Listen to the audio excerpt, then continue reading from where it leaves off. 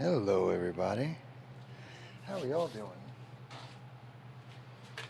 I did not see that. In the trash it goes. Alright. Focus, focus. Seems out of focus where my eyes are.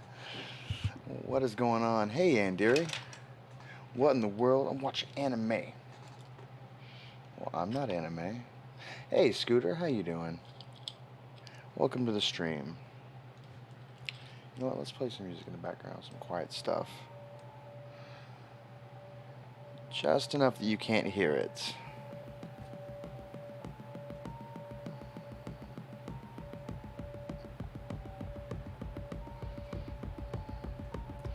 Here we go.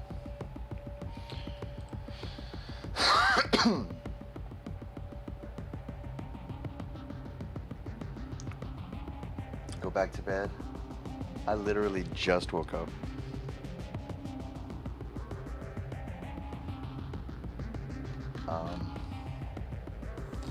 But nah, bruh. Nah.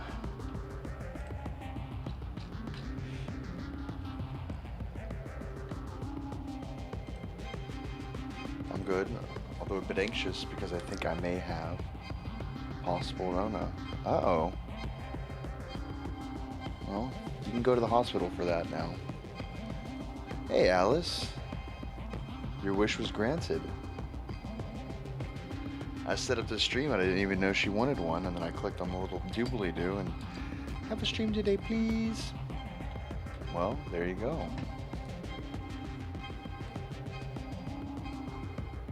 I did just wake up.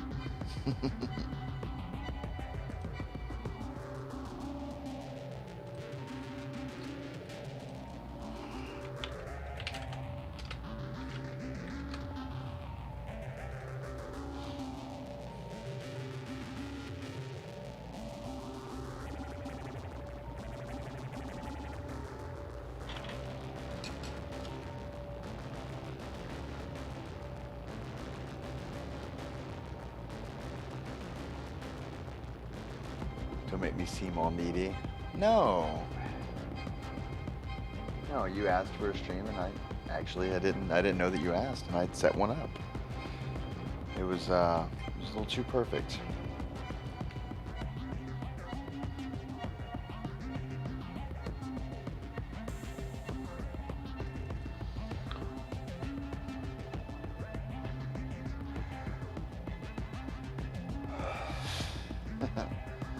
I was hoping we can get more people in here, but whatever.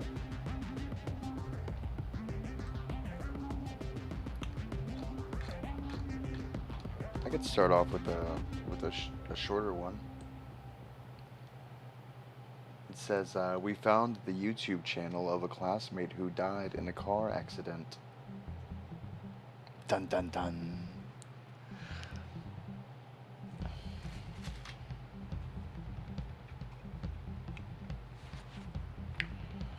There we go, I don't need those headphones. It was meant to be.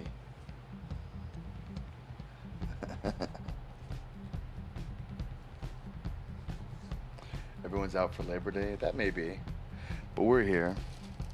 I'll make the best dang 3-person stream you've ever had, with stories and whatever this is. But well, let's do a story. Shoot, I got sleep in my eye. They say sleep in here. I know it's like eye boogers. Let me fix my camera so it stops autofocusing. Just gotta tell you, that's a little bothersome. Webcam, proper ties. I don't really watch a whole lot of movies there, Scooter. That makes me seem weird, but I don't know. Autofocus applies off. Alright, there we go. Wash your face. Well, I with water, but anyways, here we go.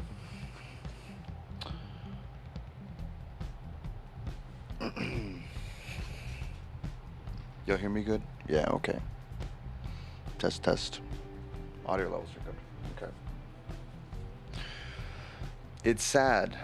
The only former high school classmate you see is your drug dealer.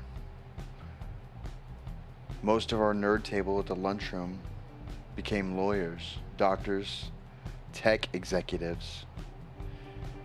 Except for Drew. Dealing drugs is just one of his jobs. He bartends at weddings, buys junker cars, and takes them into Mexico to flip them for a few grand. He lives in a Mercedes Sprinter outside of San Diego. Usually he leaves my normal order in the garden without saying hi. Tonight I asked if I could meet up with him in person. I know he doesn't profit off my orders, so I drove down to the closest up shop early. Drew's dad is a lawyer, his brother's a lawyer, I'm a lawyer. I also take a prescription for Provigil and sometimes microdose psilocybin mushrooms because I have my own family issues. How's the trial going? Drew asks. The client has lied to me the entire time, but we picked a jury that would ride or die with him, I smirked. Well, at least he'll learn a valuable lesson from all of this, Drew replied. He looked around the area, opened up his glove compartment, and handed me a bag. I'm probably not going to be taking any tonight, but I don't mind if you want to get high and hang, I said. Actually, I wanted to pick your brain on something, and it's better you're not high when I mention any of this, he said. If it's legal advice, you better give me good shit, I replied. No, I don't think it is, he said. Do you remember Carrie K. Rothwell? Drew asked. I leaned back in my chair. I knew he didn't have the proper way to word that question. The apology filled his eyes before he could give it. Yeah, I was right there, right? Truthfully, I don't remember that night at all, Drew said. You were there, though, I replied. It was after a soccer game. Carrie was a cute girl, bubbly, and a bit of a loner. There were so many Carries in the class. She went by the Carrie with a K. The sad thing is that she didn't travel with the pack of the other girls. Always seemed to have a new friend each semester. She played on the girls' soccer team as a junior. Went to the boys' games every fall. 2 of our friends were in the band. I was writing for the paper. We were all driving to get some fast food when Carrie K's car was spotted on the road. She had hit a deer. Or to be specific, the deer hit her. Her Jeep Cherokee smashed so hard that its head was decapitated, and it smashed right into Carrie K, killing her. I pulled over. It had probably been 4 or 5 minutes after the crash. Other cars pulled over. Cops came. Neighbors walked blocks to see it. Drew was in the car with me that night. He didn't even get out to help Carrie K. He just muttered that she was dead and we shouldn't even get out. I knew we had a crush on her. But in a way, they weren't in each other's circles, and it would have never worked out. She and I had never talked, but I knew of her, mostly because her mom was one of my favorite teachers at school.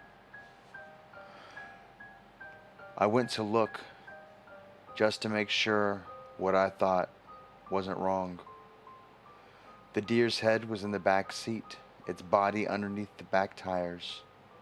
Carrie Kay's hands were still tied to the wheel. Are the memories bothering you? Want to talk about it? I asked Drew. So I found her YouTube page, Drew replied. What? I said. Yeah, she had a screen name on AOL, Millhouse Goldfish 84.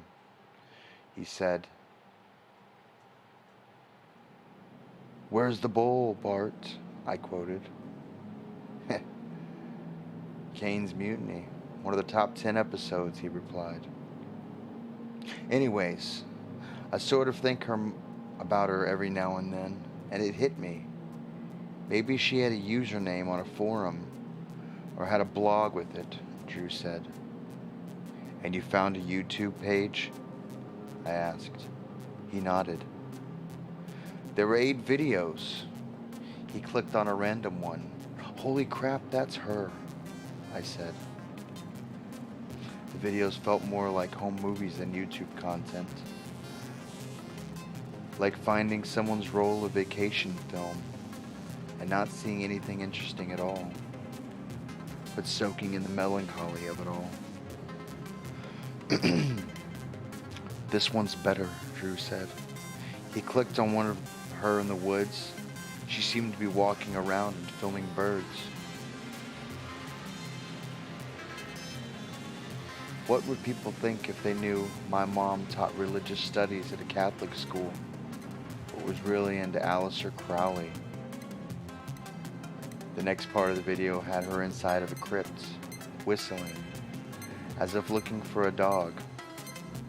What would people think if they knew that my first communion was from the beast and not a priest? This is one of those Blair Witch knockoffs everyone's been trying to make, I laughed. Hold on, Drew said. Fast forwarding 20 minutes into the 40-minute video, she was back in the woods. Hey there, I'm not here to hurt you, Carrie Cade said. Walking through the woods was a young deer. Carrie Kay sang a song. To be specific, it sounded more like someone trying to sing while hiccuping. I'm not here to hurt you, no. You're going to hurt me, okay? Carrie Kay said. The deer came closer and closer.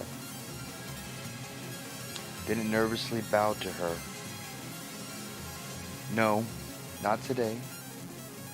When we're both older, let's try to enjoy the time we have in these bodies.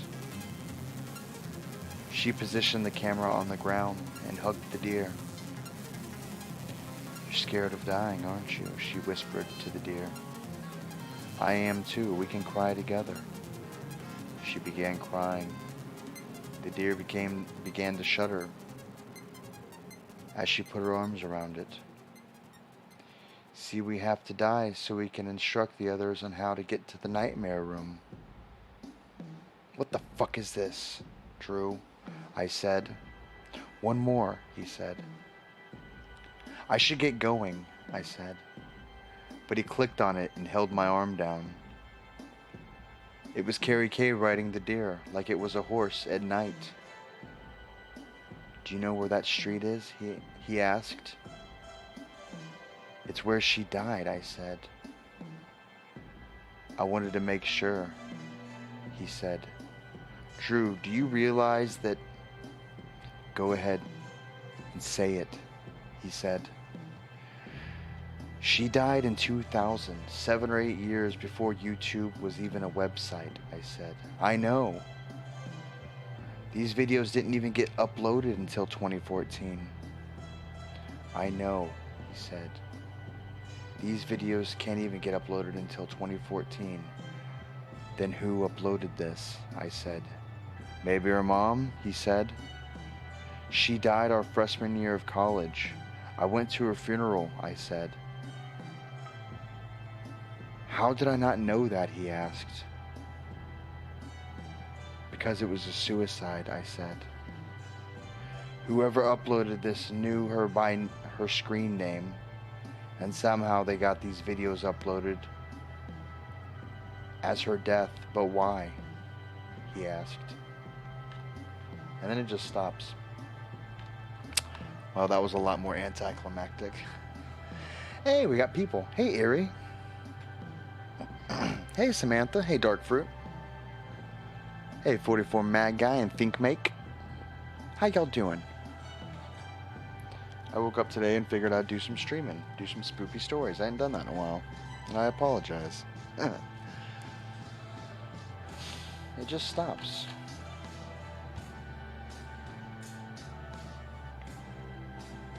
Oh, yeah, there's more to the story. Okay. Well, if I do some more of this, there's more. Please turn off the music. I can do that. There you go.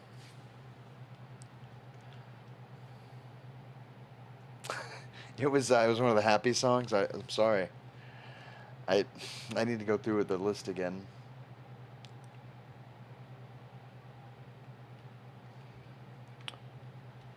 My sleep paralysis demon is actually a pretty chill guy.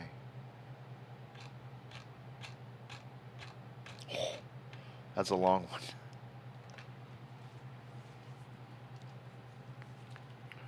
Listen to Lavender Town. I'm sure I don't know what that is.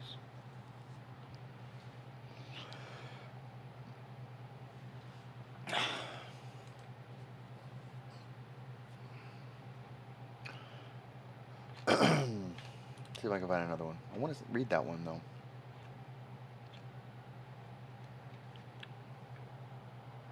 Oh, Jesus.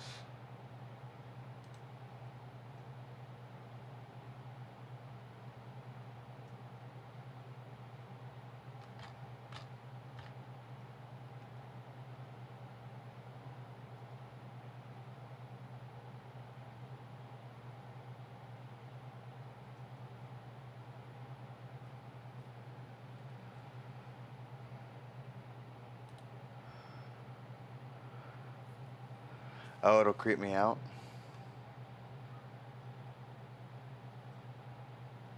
It was a happy car crash with that music. Some people just have to die. Oh.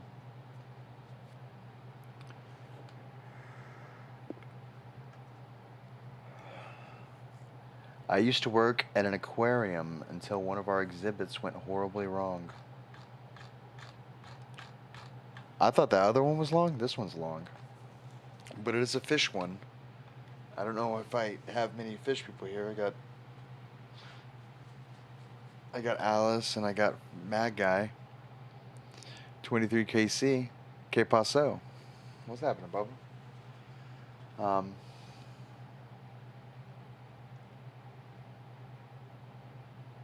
Well, let's read this story.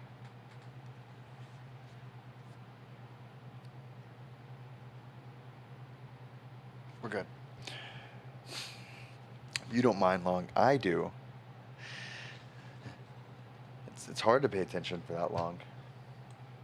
It's probably good for me. Who knows? All right. Let's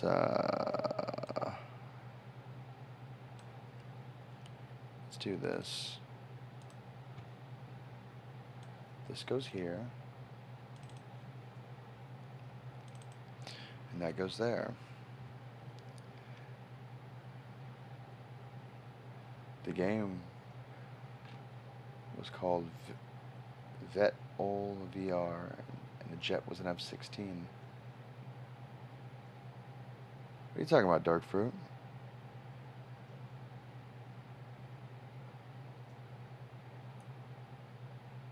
Oh, the VR game you couldn't remember. Well, right on.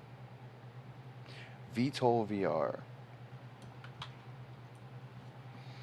I really haven't played with my VR in a while.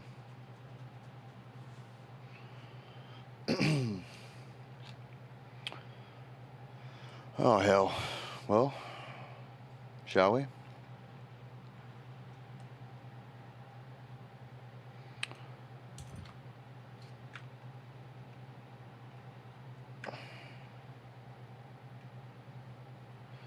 Hey, cichlids? Or chicklids? Chicky chicks? What's going on, Bubba?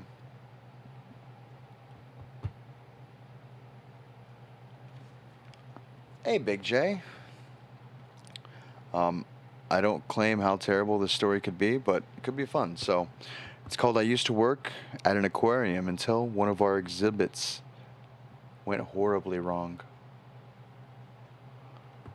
Let's give it a shot, shall we?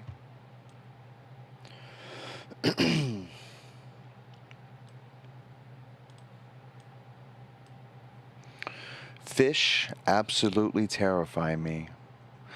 The gasping mouths festooned with serrated steak knife teeth, or worse, with slick, empty gums.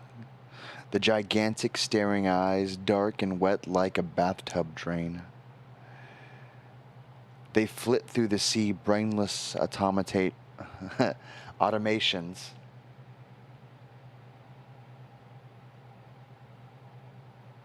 I will check that for you, Alice. Doing the primal bidding of a brutal evolutionary process.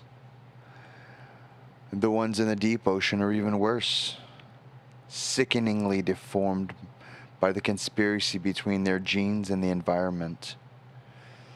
But that's just window dressing for what truly scares me. Most animals grasp at knowledge. They want to know how the world to be the absolute limits of their intelligence. Monkeys use tools. Crows have oral tradition. Even bees dance to communicate.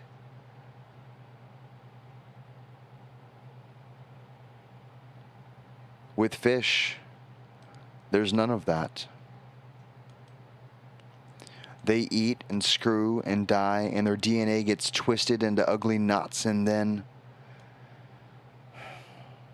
one of those dead-eyed monsters unexpectedly brushes against your leg while you're swimming. So you're probably wondering, if I hate fish so much, then why did I work at an aquarium for so long? Turns out, the road to fear, from fear to fascination, is a short one. It's hard to be constantly scared without eventually trying to understand why. Thus, the picture books about sharks, the weekend trips to the lake with my parents, the animal biology degree, the PhD. That's not to say I ever stopped fearing fish. But by the time I stepped through the door at the aquarium, the fear had been buried under 16 straight years of education and exposure. I thought I had it beat. But I'm not going to tell you the story of my life. I'm here to tell you the story of the dark fish. Imagine, way, way off the west coast, in the heart of the Pacific, a fishing vessel is out looking for albacore tuna. They have GPS, maps, but somehow they manage to get lost. Whether blown off course or a captain who's prone to drinking, I don't know. But the result is that they end up fishing in the Pacific garbage patch. You might have heard of the patch. Prevailing currents draw all the trash we drop in the ocean towards a single location. There are microplastics, the styrofoam, they all cling together, forming a zone of swirling toxic garbage 3 times the size of France. Now, if they knew they were in the patch, they wouldn't have ever dropped their nets. After all, nothing they pull up from there is going to be a fit for the market. ignorant of this. They waste an entire night and morning chasing good-sized school. They bring the catch on deck only to throw dead tuna away after they get their bearings. But they also caught something else. And that they took back to shore alive. That's the story the chairman told me. After everything that happened, I'm not sure I believe him. Maybe it did come from the patch, and a creature all twisted up by human waste, or maybe it was something all too natural, something we had nothing to do with. What I do know for sure is this. About a week later, that fishing vessel docked at East Soak Harbor, and the same day the aquarium chairman had the lead researcher flown out to East Soak and returned with a small slip of paper. It was a receipt. A receipt for a dollar amount so painfully high that the chairman pinned it to the annual budget report like a Purple Heart. As the lead researcher stood silently behind him, the chairman informed the research team, myself included, that we could expect a new addition to our permanent collection, something that would finally put us on the map. However, we would have to prepare quickly. It was to arrive in 3 days. Of course I was interested. Those next 3 days were the most hectic I've ever experienced at the aquarium. Everybody's workload doubled. Nobody walked anymore. For those 3 days, we were either jogging or sprinting, depending on how urgent your task was. One of our divers, Darren Kloss, told me that he spent about 50 of the 72 hours underwater, transferring the 500 residents of the massive coral reef tank to make room for what was coming. Nearly got the bends from all that diving and resurfacing. Luckily for the aquarium's health insurance, Kloss was a laid-back guy. It was as if the entire research department had been injected with adrenaline. Only one person lacked that jittery, manic energy: the lead researcher. Normally a decisive woman, her orders now seemed unclear and contradictory. One night I visited her office seeking guidance on one of the experiments I'd been tasked with. The room was lit by a single reading lamp hovering above the desk. Her hands were spread spider-like across dozens of paper, which were covered with overlapping diagrams and numbers, some simple, some complex. When she saw me, the pages instantly vanished into her mini file folders, almost like she was embarrassed. After she'd answered my questions with terse, one-syllable sentences, I made the mistake of pointing out one of the sheets of paper still on the desk. It was an order form for 1,000 pounds of bright white aquarium gravel. "Is that for the dark fish?" I said, blurting out the name I'd overheard the chairman use, a name that, at the time, I understood it to be an ironic reference to the NDAs.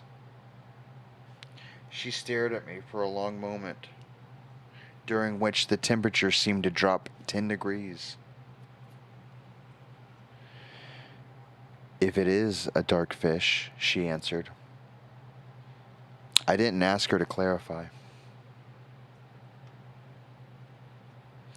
3 days passed, but the dark fish never arrived. The chairman informed us that unseasonably choppy seas had made the crossing of the Strait of Georgia impossible. They would have to wait another week. In the meantime, the lead researcher would be assembling a team to do background research to prepare for our newest exhibit. The chairman then read out a handful of names, mine among them. Later that day, the lead researcher handed each of us a long, handwritten list of subjects that we would be expected to draft reports on. Then she left her office, muttering the whole way. Together we looked over the list. Some of the subjects had been underlined. Some had been crossed out. Some had been crossed out then rewritten. All of them were unusual, to say the least. And only a few were even tangibly relatable to marine biology. Theoretical expressions to thermodynamics was one of my topics, sandwiched between pre-Darwinian theories of evolution and mass hallucinations. Someone else had been tasked with mapping the metaphysical ramifications of karmic rebirth. While everyone else spent the week waiting for the darkfish to show up, we lived in the aquarium offices, sneezing at the dust that floated off our ancient library books. I'd punch out at 8 p.m. and leave through the door near the concessions, only to see my colleagues huddled together near a coffee stand.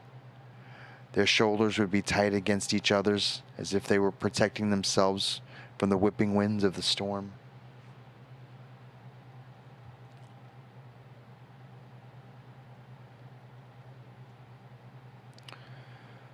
I don't think they were going home at night. All this time, the lead researcher refused to talk to us. She didn't even respond to our email reports. It was a frustrated, angry silence. It had pulsed from behind the locked door leading to our private labs. It lined the edges of our research papers, torn up and scattered in her recycling bin.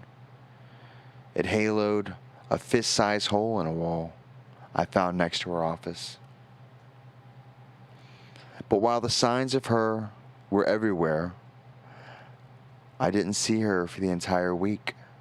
She spent the time holed up in her office. Whenever I hauled my books through the back of the hallways, I would take special care to pass by. And if I was feeling brave, I'd even stop and listen at the door. Usually it was quiet, but occasionally I could hear muttered Greek and Latin, scientific names. Perhaps she thought that by saying them aloud, she could conjure the understanding of what they caught. Taxonomy as witchcraft. Some names are recognized. Calamidoleus, a family of mostly extinct sharks. Muridae, moray eels. Others were too arcane, even for me. I only learned that he'd settled in an identification on the day the darkfish finally arrived. That morning, the exhibit's adhesive plaque arrived from the printers. It was large, big enough to read from 30 feet away. Genus Squatinidae, the angel shark family. Species Perditus, meaning lost. But we were never call it that. Darkfish had stuck. We unveiled Squatinia peridius on what turned out to be the first warm night of the summer. The nice weather and the well-timed advertising campaign drew the crowd to the aquarium, along with a few curious journalists who had been unable to weasel any information from our employees.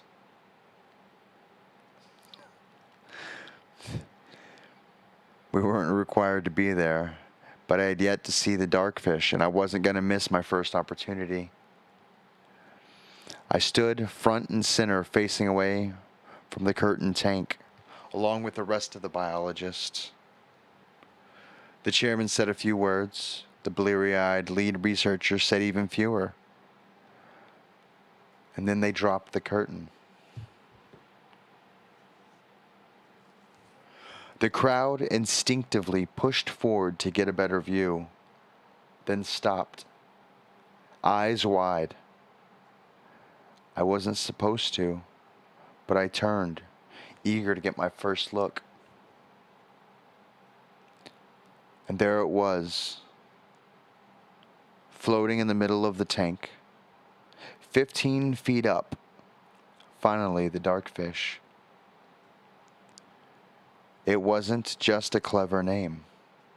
The fish, black, oil black, inky black. None of those does the color justice. It was a perfect black void, as if someone had plucked the fish out of the existence and forgot to fill the blank space where they left behind. It seemed to suck all the light from the tank, as if its smooth, featureless flesh, yes, featureless, while the dark fish had a vaguely shark-like shape, the same torpedo body and scimitar blade dorsal fin, where from where I stood I could see a mouth or eyes or gills or anything. I couldn't see a mouth. Sorry. Or eyes or gills or anything that broke up the utterly black skin. Despite the lack of details, there was no doubt it had an outline of a predator. At the sight of it, there was a chorus of oohs and ahs from the crowd. A camera went off. The reporters hastily mapped out their column inches from the next edition's date night or new in town column. I saw the wisdom now in devoting our biggest display tank to it. The creature was huge, nearly 12 feet long, and made bigger by its otherworldly appearance. It was best seen as it was, completely alone, and yet, despite the mass of people and flashing phones, the dark fish had yet to move. Not an inch. It didn't even flare its fins against the slight current that bubbled from the water pump. I realized that the lead researcher was speaking again, giving a halting summary of what she had discovered so far. The autonomy spoke to the creature from the depths, she explained. One that no longer needed eyes in the dark of the deep ocean. Its lack of mouth was less understandable. But there, the head of research shrugged.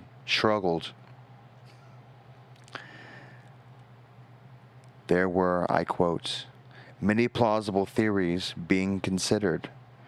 I mentally reviewed the eclectic subjects that I'd spent the past week researching and saw nothing that I could lead to a plausible theory. As she spoke, the dark fish continued to do exactly nothing. It simply floated motionlessly. By the end of the speech, the energy of the room had shifted from the entrance to merely bored. Some people were still staring at the tank, but many were glancing down to check their phones. A couple next to me looked at each other, shrugged, and walked down the hall towards the regular exhibits. The dark fish just floated high above us, its blind head tilted slightly down, as still as a dead specimen in formaldehyde.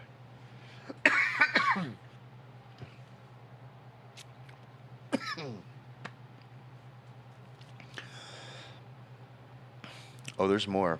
Yeah, we're only like halfway through. The chairman pulled Klaus aside and whispered in his ear. He ran to the employees-only area and reappeared with chunks of bloody albacore tuna in the bucket. Then carefully he began to scale the feeding ladder. like magic heads snapped up to watch his progress. Everyone loves a feeding, something about watching the savagery of nature play out in a controlled environment, as if the feeder is risking his life standing 50 feet up on a rickety ladder. Well, that's just gravy.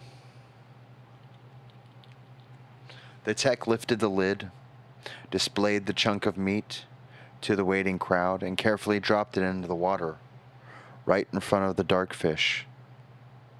A perfect shot. Hey, Mama. 200 sets of eyes watched the dead tuna gracefully descend from the surface, pass within inches of the dark fish's nose, only to land in the gravel below, uneaten and unpursued. The dark fish looked like a predator, but I suppose looks aren't everything.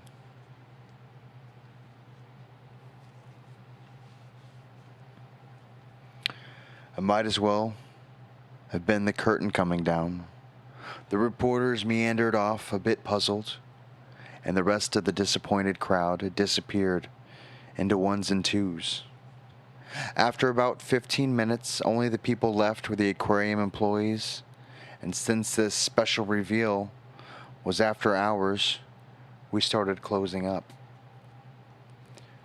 I went to collect my things from the back room, so I wasn't there when it happened, but I heard what happened.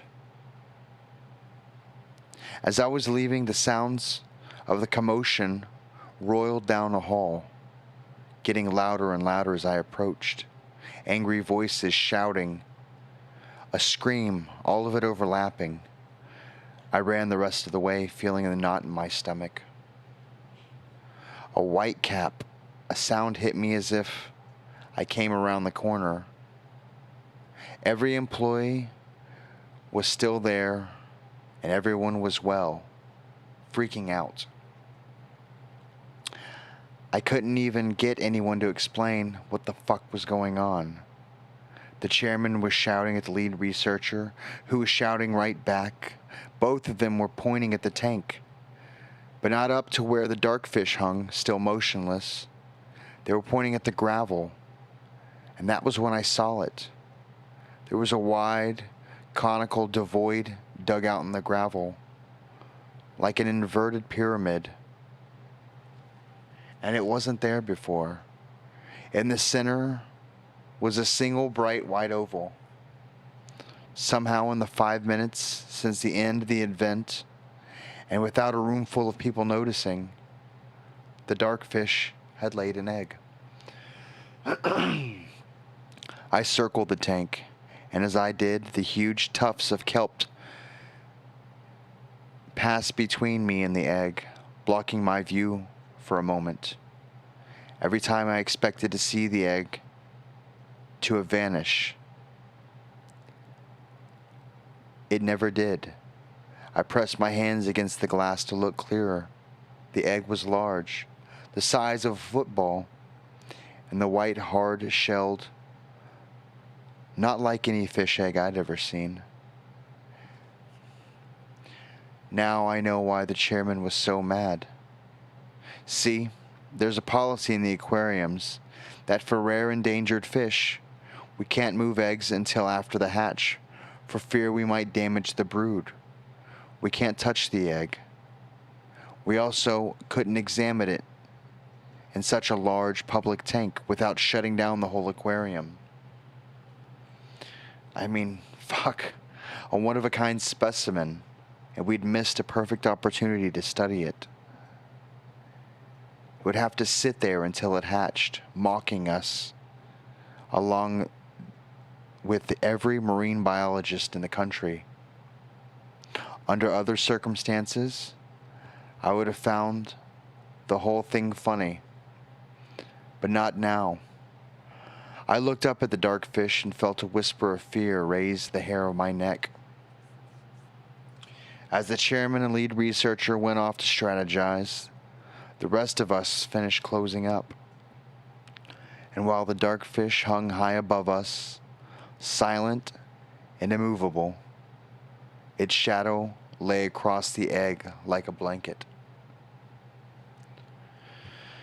Whew. Yeah, that's about the halfway mark right there. We'll get through this.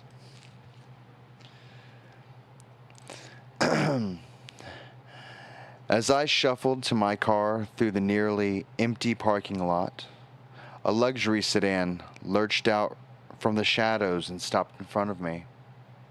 The driver's window had rolled down and the chairman stuck his head out. He asked if I could come in early the next day for a special project involving our latest attraction. It wasn't a request.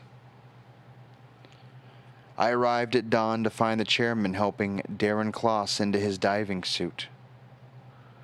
Kloss had dived with the animals for years. Sharks, eels, lionfish. The guy was fearless. I never saw him sweat or even look anxious. Today, I saw both. The chairman laid out his plan. Kloss would carefully move the egg, and I would discover it while cleaning the darkfish's holding tank in the research lab. The other employees would go along with it, thanks to the NDAs. We'd all get a chance to understand this. And here, the chairman searched for the right word to understand this fascinating creature. I said nothing. Again, it wasn't a request. Kloss made barely a ripple as he lowered himself into the tank. Carefully, he swam down behind the creature and brandished his aquarium net, absurdly small next to his bulky scuba equipment. The darkfish didn't even move from its post in the center of the tank, directly above the egg. Kloss approached the divot and looked to us for confirmation. The chairman, with a microsecond of hesitation, nodded. Something, I don't know what, made me glance up. The darkfish was gone. Terror blitzed through my body, all my fear, the fear I had spent 16 years burying under the knowledge and expertise. It all came back with an instant. Gone. Gone. Impossible. I scanned the tank, seeing nothing but the blinding white gravel and the shadow of kelp. Moments before Kloss touched the egg, one of the shadows struck. Kloss reeled back, his fins stirring up whirlpools of sparkling gravel as he tried to kick his way to the surface, but for some reason he couldn't. Kloss was a strong swimmer, but now his body was unbalanced. He kept drifting, his left leg kicking more and more weakly as a cloud of his own blood slowly obscured him. The entire time, a thick stream of bubbles flowed from around his mouthpiece. He was screaming. Suddenly, the chairman fell backwards as something grisly and red dropped past us behind the glass. A chunk of Kloss's thigh.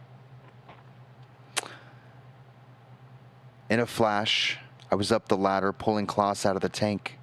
His eyes were wild and bloodshot behind the scuba mask. We kept looking back at the darkfish, waiting for the next strike. But it had again taken up its usual post, facing forward and slightly down, as if nothing had ever happened. The chairman drove Kloss to the hospital, and I stayed up to clean up the mess. After that, I was under strict orders to keep my mouth shut. If I absolutely had to, to lie and say Klaus was on vacation and could not be reached. But it never came to that. The egg had everyone's attention.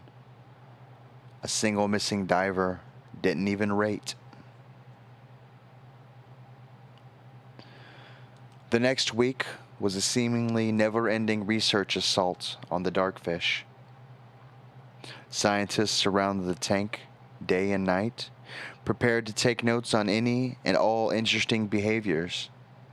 But to their chagrin, the darkfish remained motionless and inscrutable. The fish continued to refuse any food it was offered, whether albacore, cod, or shellfish.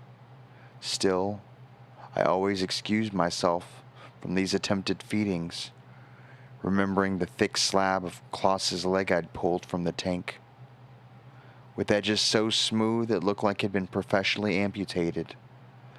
Not a single piece was missing. I didn't even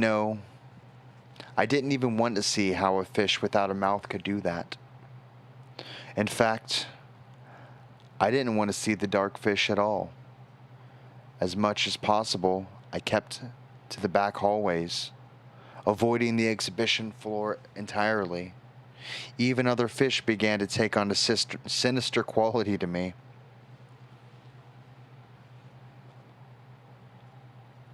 And yet, I became obsessed. I knew that the secret of the darkfish lay in the egg.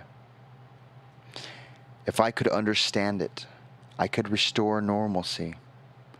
I pored over textbooks and phylogenetics trees.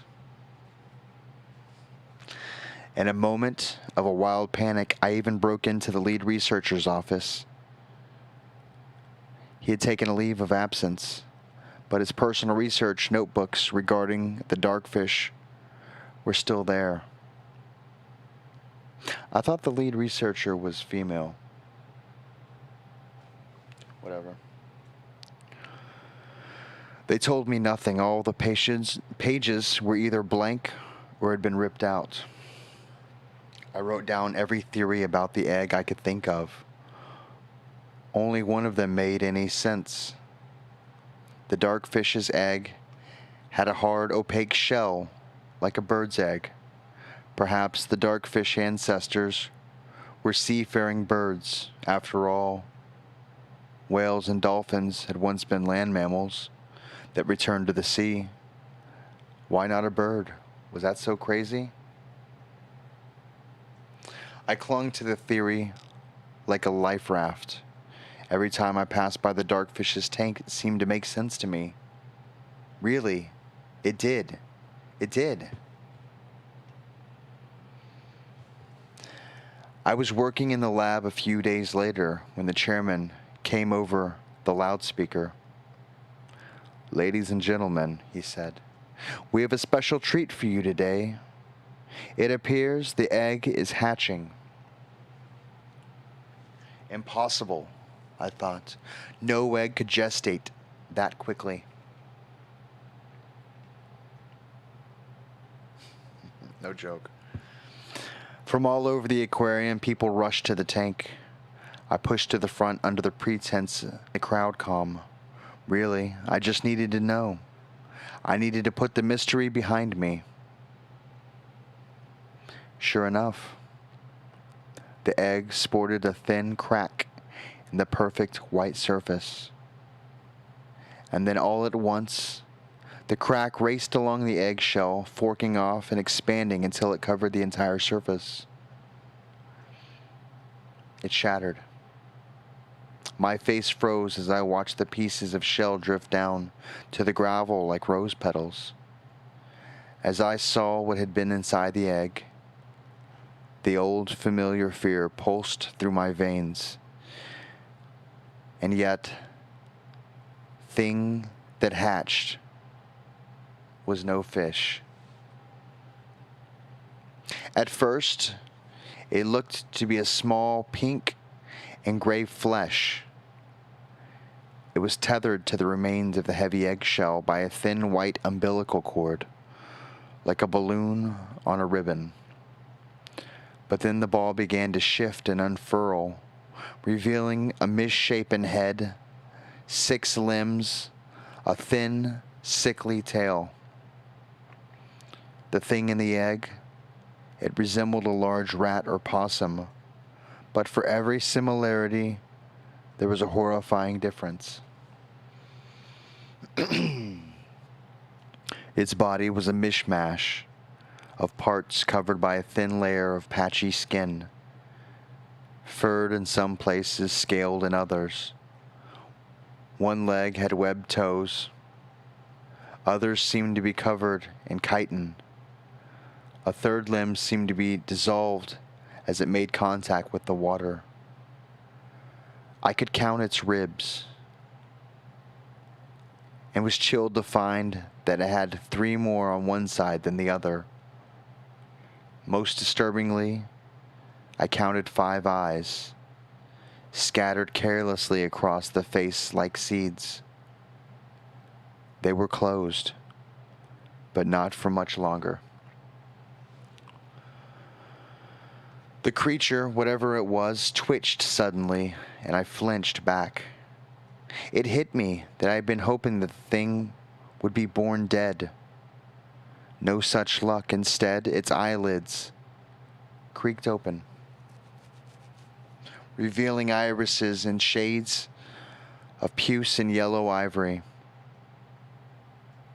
The thing blinked sluggishly and looked out at the world for the first time. Behind me, I could feel the crowds staring, their questions rising like a tide. But I couldn't have answered, even if I had an answer. Because at that moment, the creature opened its mouth wide and began to scream. Countless bubbles streamed silently from its mouth as it started to twist and thrash. A wave of nausea hit me. Bubbles. The wretched thing had no gills. It was drowning. Its malformed body spasmed violently, jackknifing back and forth, wrenching, and its spine as if it tried to escape from underneath thousands of liters of water in the tank. It convulsed again, and one of its gnarled paws struck the thin white cord, slicing it in half, setting it adrift. The creature began to float slowly upward. Then from the back of the tank, a shadow approached. Horrified as we were, none of us had noticed when the dark fish abandoned its post.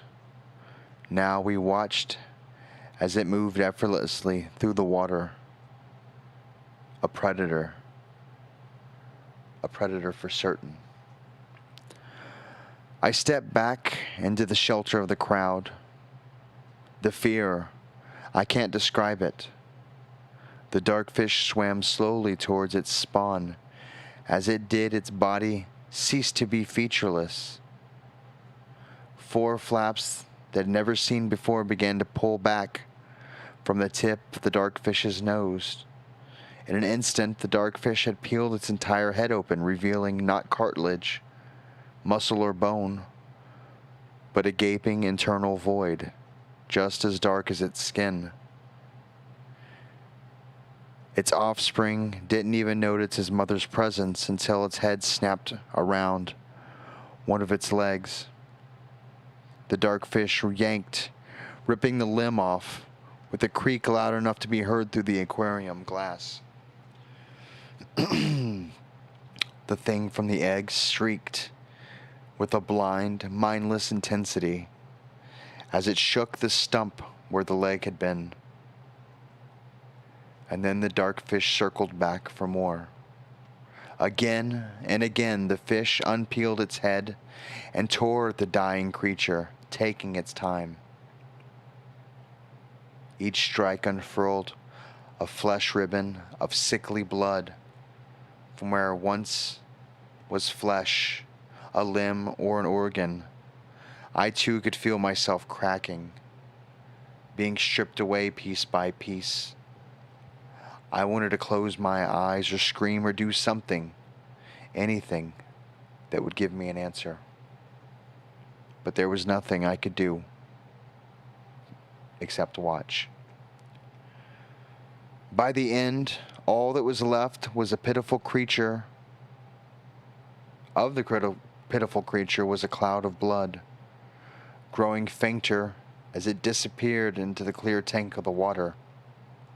The dark fish flicked its tail, circled around the tank once before swimming back down to where the pieces of the eggshell lay. Once there, it carefully swallowed each blazing white shard. It was over, or so I thought. The dark fish nestled down into a divot and was still. A numbness flooded through my body. I knew somehow what was about to happen. There was an impossible logic to it. I soon saw I was right. When the dark fish moved away again, it had laid another perfect egg, identical to the last. The dark fish went off still again and allowed itself to naturally float upward before again ceasing its movement at the exact center of the tank.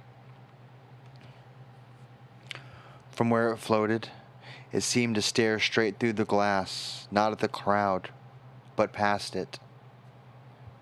Past the walls, past the world, past everything. Its universe contained nothing but itself and the egg, 15 feet below its unaware child. In the silence that followed, the chairman regained control. He ordered the space cleared and sent all employees home for the day. The next morning, the few journalists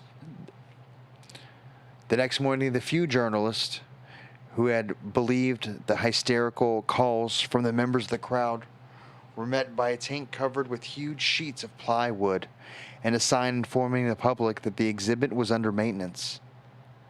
We answered no questions. By next week, the plywood had been fastened permanently and painted the same color as the walls under the silent eye of the lead researcher. There was no way of knowing the tank was hidden there. But the job was finished. The lead researcher had quit without warning. When customers asked about the dark fish, the tour guides were told to explain that they'd been sent to another facility for examination. They soon stopped asking.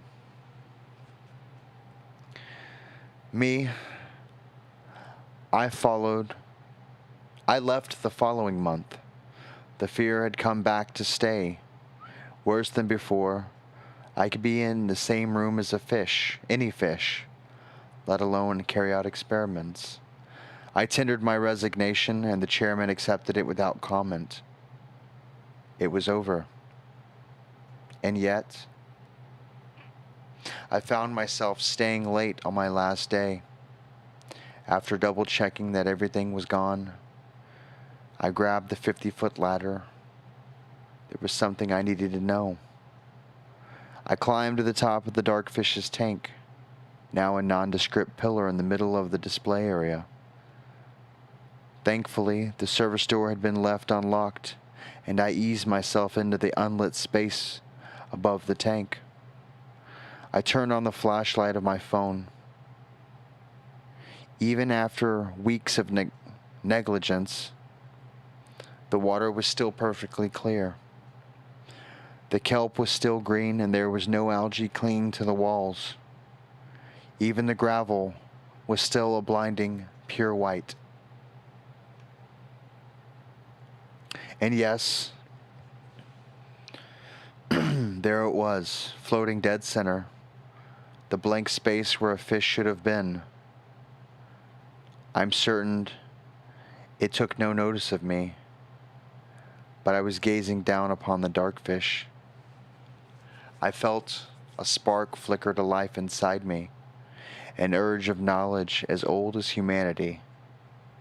But just for a moment, it vanished when I glanced down. There at the bottom was a shining white oval nestled in its divot, and I knew what it contained. I climbed down, dropped my keys in the chairman's desk, and walked out of the aquarium doors for the last time. I've had lots of jobs since then, but nothing has grabbed me like marine biology used to. Sometimes I wonder if I'd ever go back to it. No, it's not going to happen. The aquarium taught me one thing. Some knowledge isn't worth grasping for, not because it's dangerous, simply because it's simply not there. That was a long-ass story for no payoff. Yeah. That was a long-ass story. How you guys doing? How's everybody doing out there? We got more people. Like GRB. What's going on, GRB and Siri? How you doing? Looking down at my phone. KE, Smoker's Cough. Yeah, whatever. Don't judge. Julie, how you doing? If you're here... Oh, Jessica. Hey, Jessica. If you're here and I didn't say hi to you, well, sorry. Nevermore. Nevermore. Yeah, you didn't have to read it. You just had to sit through it. I'm sorry, guys. It looked like it could be a great story, and then... Thanks.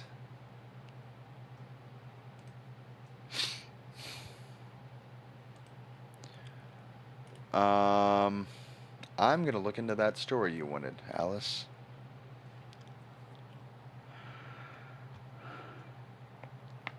Oh.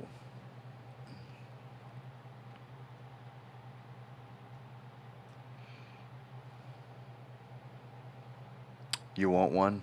A dark fish? Yeah.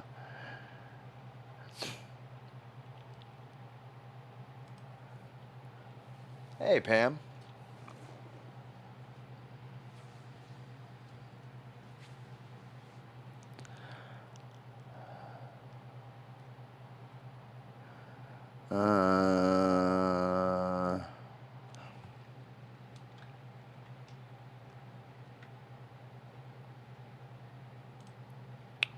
It's gonna take me a minute to find it.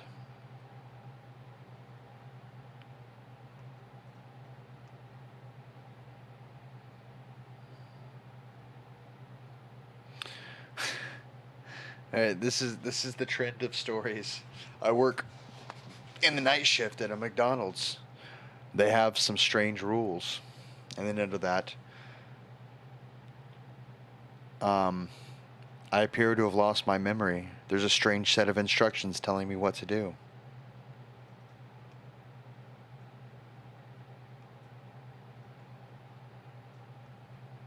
Wait, there's more.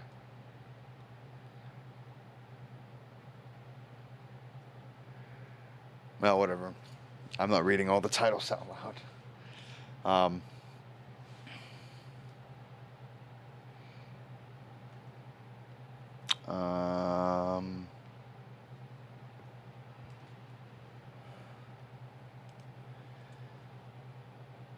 Evil Betafish, Chappy. Is that 2 T's? I don't think it is. I don't know.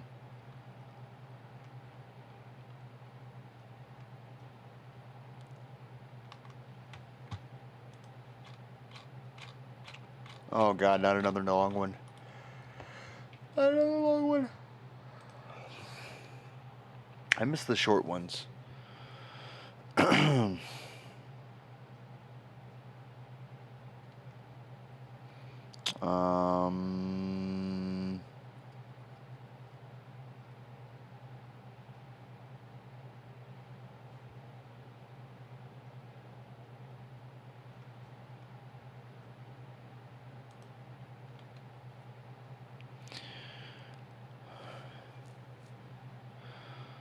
I got to find that story.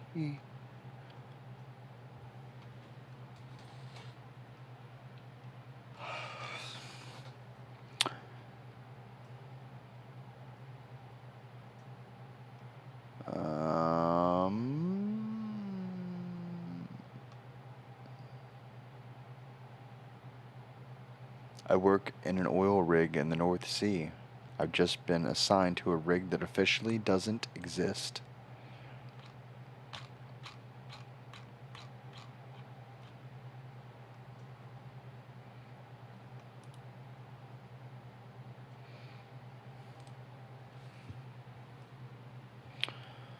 I found a tunnel at the end of the Forestry Service road.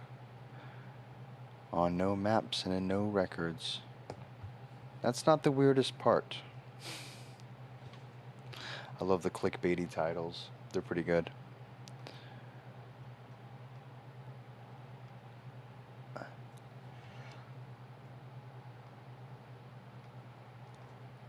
Oh.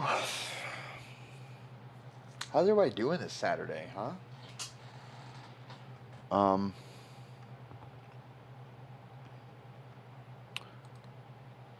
kind of hungry. It's almost 2 and I haven't eaten yet.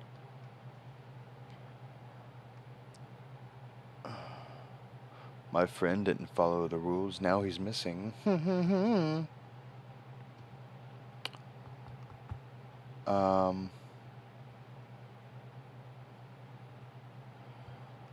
I am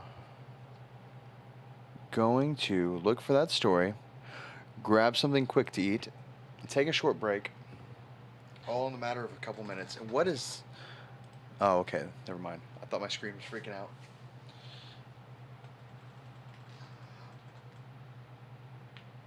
Oh, man. If y'all will give me a couple minutes, I'm going to put on some music. And go cook me up some pasta. What are you drinking? Well, I mean, I got a beer from last night. I could chug that, I guess. I don't mind room temperature beer. Is that weird? Let's see.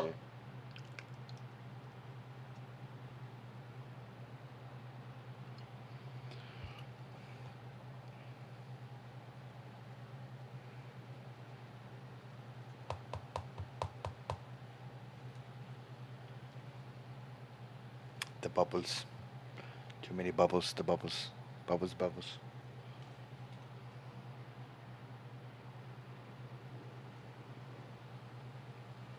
I deserve a break. Well, let me drink this beer real quick, and then I'll take a short break and cook me some pasta and find that story for Alice, because yeah, that was an alright story. I like that one. Let's see if he continued on with it.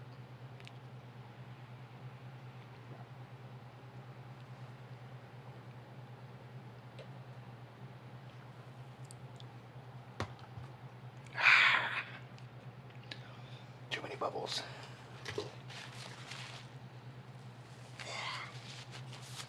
The warm beer didn't bother me. It was just too many bubbles. I guess that's weird, but I don't mind the taste of beer. Even room temperature beer. But let me play some music. And I'm gonna eat some pasta real quick, or cook some pasta. I will be right back. So, un momento, por favor. I'll just leave this screen up. I don't care.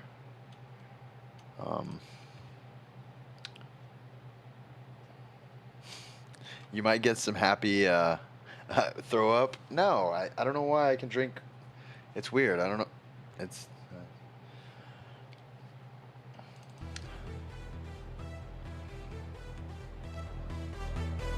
Be right back.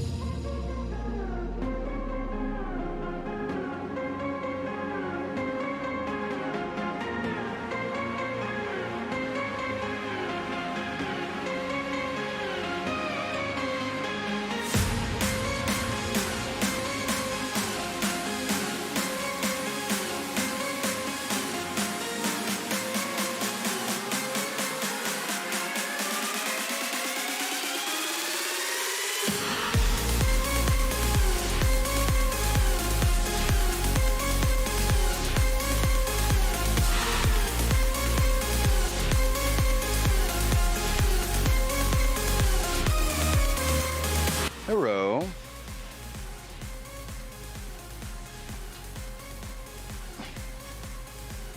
I decided against food.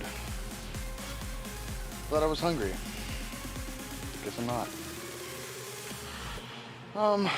Security guard.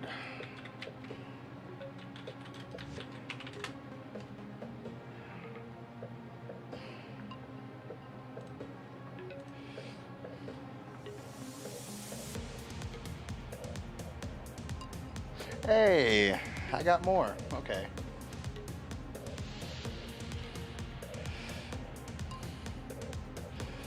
So then there is a part 3, and then there's a final.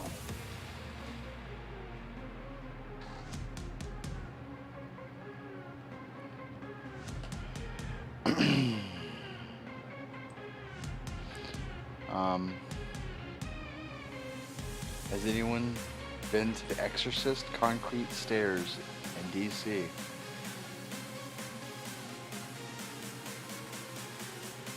I'm not sure what that is.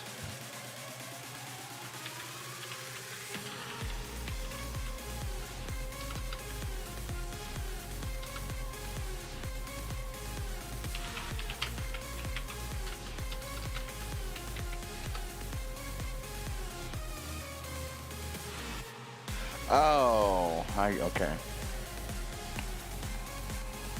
Yeah, it's okay. No, I've never. I did find the mall story. There's 2 more parts, so we're gonna do it real quick. And thankfully, it's super short. So, we're just gonna get right into it. So it might not make sense at first, but you'll soon be caught up.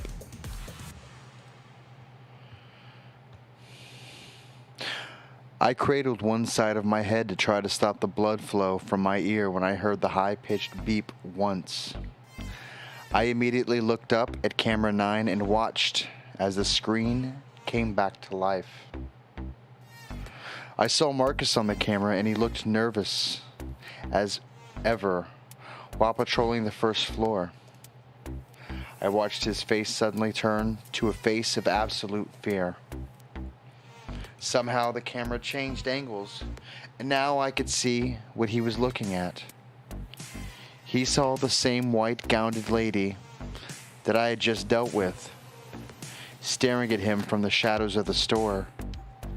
He stuck out like a sore thumb in the shadows of the shop.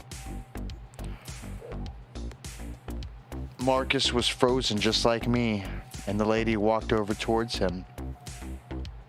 She pulled out the knife embedded in her abdomen and slowly walked towards him. Marcus became unstuck like me and started running, but he suddenly stopped. The camera angle switched again and I saw was a grinning Dylan holding Marcus as he struggled to run free. Dylan was bigger and leaner than Marcus, and it seemed impossible that he would get away.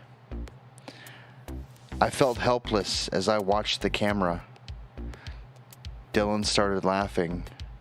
Even though I couldn't hear it, I could feel the chill go down my spine. He grinned wild from ear to ear, unnaturally wide. His face froze in a grin and his eyes were wide and hungry. The lady slowly walked up to Marcus and stabbed him. Again and again. The screams are so loud I could hear them from my security room. I shuddered in my seat and tears started rolling down my face, but I continued to watch the camera feed. His screams finally died down and his body slumped down. Probably slumped over because down and down, whatever. Dylan let go his body and slid down to the floor like jelly. He then put his fingers on either side of his grin and ripped open his skin. It peeled away like tape. I felt the urge to vomit again, but my stomach was empty. My eyes got wider, or watery, as I grew nauseous. Dylan ripped off all his skin to reveal a totally different creature. He was still a human, just skinned. I could see all his muscles, organs, and veins. But he then bent down and started to eat Marcus's body. The lady with the knife smiled and disappeared off screen. The camera finally flickered off. As soon as the camera turned off, I gasped massive gulps of air, realizing that I had held my breath the entire time.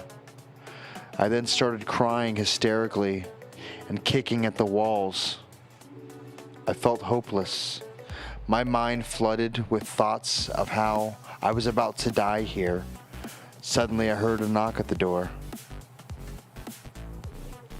My mind quickly came back to the situation, and I was on alert. "Hey Richard, it's me, Dylan.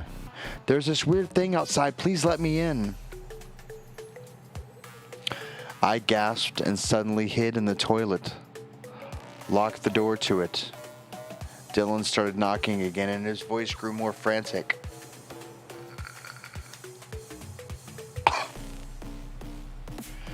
I put my hands over my ears and tried my best to ignore him. He then started kicking and ramming himself into the door.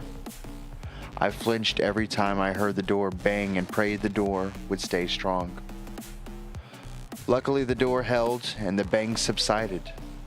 I cautiously made my way out of the bathroom and collapsed in my chair. My watch chimed again, telling me it was 1 a.m. There's no way I was going out in the mall after that. I decided to skip the round, just this one.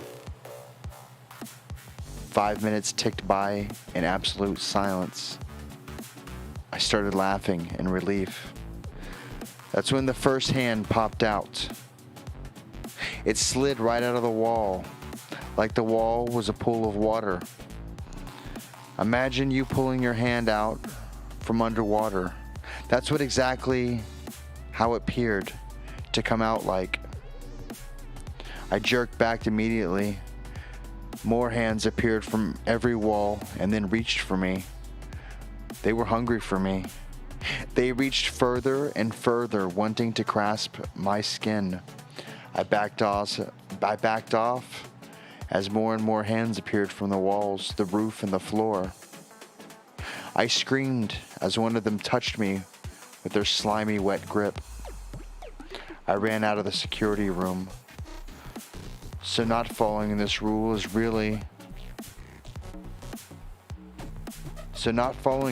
really had its consequences. I strained my eyes to see the dark and slowly made my way around the second floor. I decided to not go to the first floor to be safe.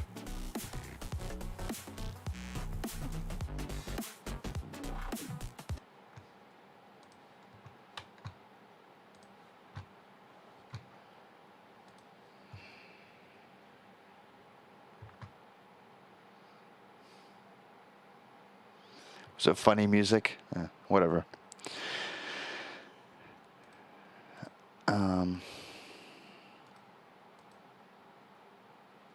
Okay.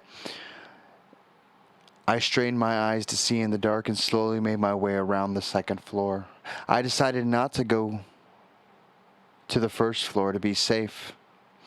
I felt very vulnerable in the open space as unknown shadows surrounded me.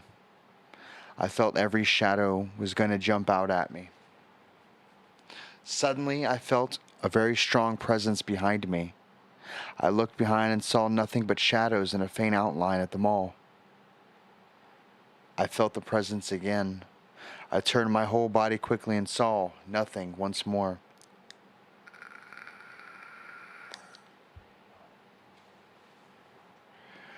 My heart rate rose to levels I didn't know were possible, and I stood still. I felt a faint breath on the back of my neck and turned around to come face to face with Dylan. I whimpered and jumped backwards. I somehow tripped on myself and fell to the floor. Dylan grinned at me in the same way.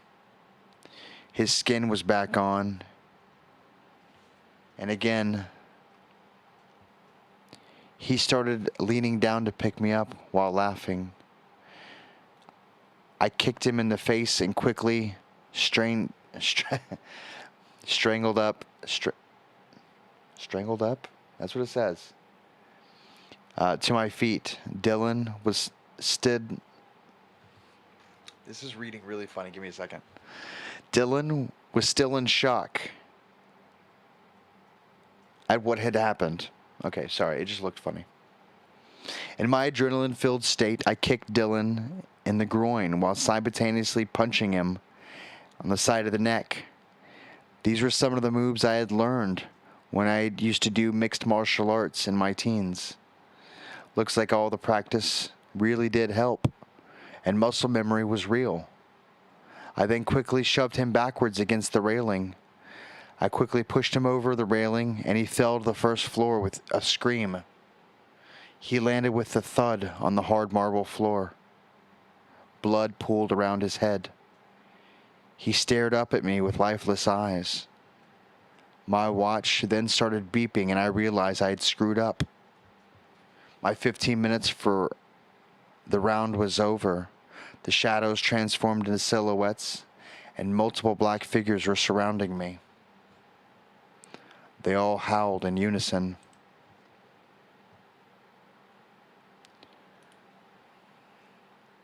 There's one more.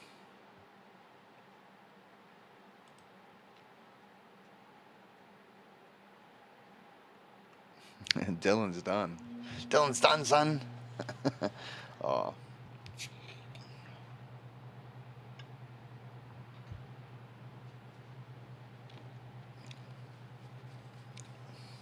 Huh. Well, I don't know where I skipped a part, but I struggled for a bit before I finally let the urge to sleep overtake me. I had no fight left in me and sleep was a blissful option. If I had to die tonight, I'd die sleeping. As my consciousness drained out of my body, the last thing I saw before I completely closed my eyes were black figures surrounding me. By then, my brain didn't even register them as danger. I was in a dream world.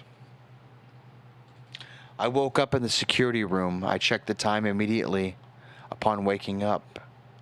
6 a.m. Shit. I realized that I had fallen asleep for 2 hours. I broke the rules and waited for the consequences. I unlocked my phone and realized I had posted my last post before falling asleep. I read through the comments and saw the frantic comments that urged me to wake up. I'm sorry I did you guys like that. Suddenly my eyes widened up when I saw someone's comment. Lemon juice can be used as an invisible writing. Try using the lighter and heating up the papers. Rule 10 should appear. I had hit the jackpot. I quickly pulled out both rule sheet and the lighter before something happened in the security room. I needed to get out of here. I lit the lighter and cautiously waved over the rule sheet. I made sure not to burn the sheet, but also heat it up adequately. I was about to lose hope when I saw the faint outline of brown letters on the underside of the sheet. I brought the lighter closer and the letters appeared clearer. I'll transcribe what they said. Rule 10. Now you'll realize why this rule was hidden. It's only to be used as a last resort. Let's say you fell asleep during your shift. That's when you must use this rule. If you don't, you will die a horrible death in the mall. You'll have around 15 minutes upon your waking to utilize this rule. If you don't manage to follow this rule in 15 minutes, the mall will never let you out. You should have never woken up in the security room. No, you should have woken up in the security room. Now climb up the stairs to the roof of the mall and jump off. Try to jump off from the back side of the mall and land in the grass of the mall surrounding it. Hopefully that'll cushion your fall and minimize injury. Try to land on all fours. We will collect you soon. By now, I knew that I must follow the rule. I haven't always been good with heights, but I needed to do this. I got up and flinched when I put weight on my ankle. I slowly climbed up the stairs. I checked my watch, 6:07 a.m. I have tons of time. I made myself to the roof and slowly started walking over the edge. There was a raised fence type area of the roof, so I carefully moved myself over it. I moved myself over the ledge and looked down. My heart nearly jumped out of my throat. I was very, very, very high up. My legs were dangling off the ledge. I noped out and started moving back into the roof. I would die from that fall. Suddenly, I saw black figures emerging from the roof exits. If I had come from just 2 minutes ago, they were hungry for me and they howled as they moved closer. They slowly surrounded me. I was torn between two options: jump the roof or face the figures. My instinct got the better of me, and I quickly sung myself over and jumped. Time slowed down. I slowly watched the unforgiving hard ground come closer to my feet. I frantically moved my hands, trying to fly like a bird, but gravity didn't give up. I looked up and saw the black figures looking down at me over the edge. I looked down, and the ground was not so far away. My legs hit first. I heard multiple cracks. My knees were next, and then my hands. I felt my wrist shatter on impact. A twig impaled my right shin. My whole body burned in pain.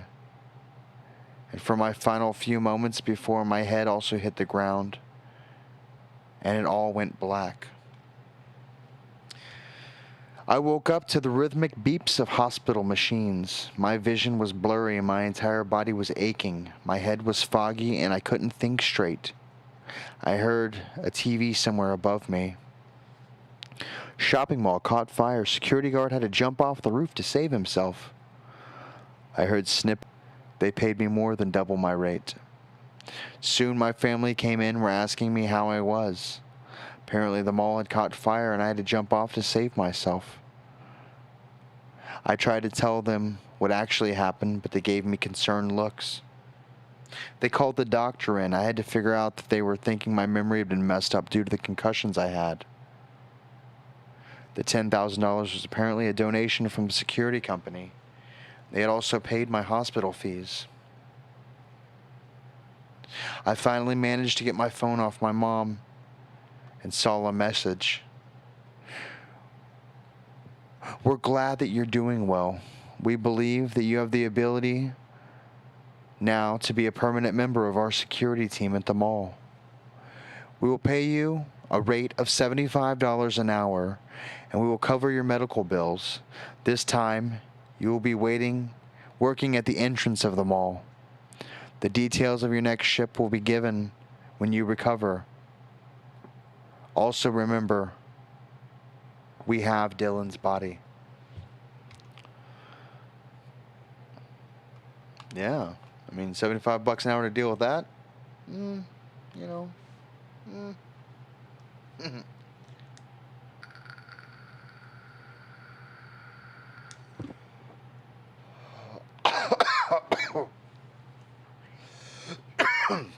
I ran out of Smokies, and I'm not going to the store right now. How's everybody doing? Dylan's in pieces. He's a crunchy.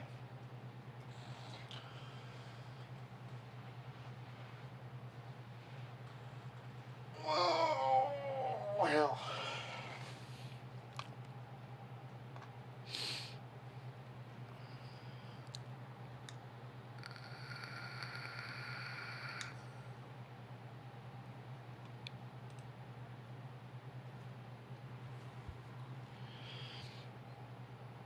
Pam, did you get my email?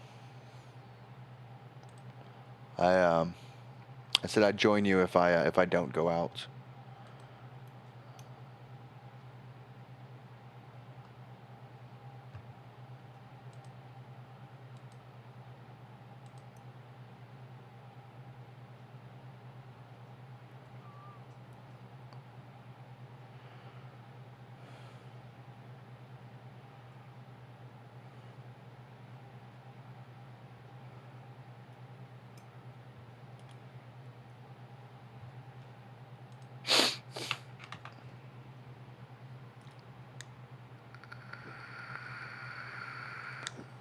Thank you.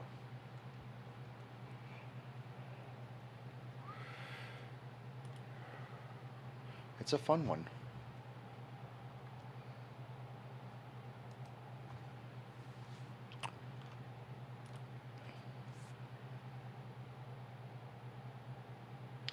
I'll be going to karaoke.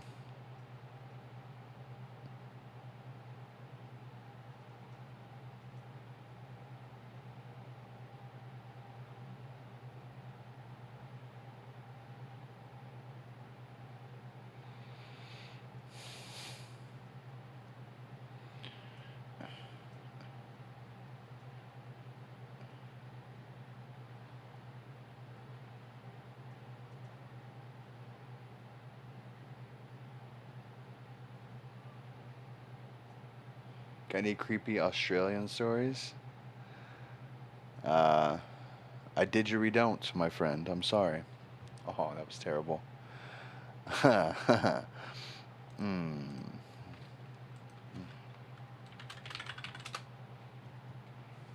That's actually how you say no in Australian, if for all you non-Australians out there. GRB can confirm that.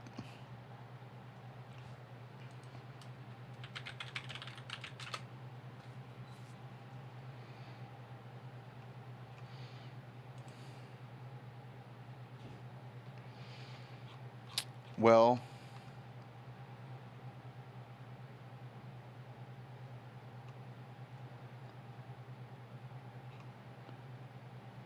yeah, there is a story, but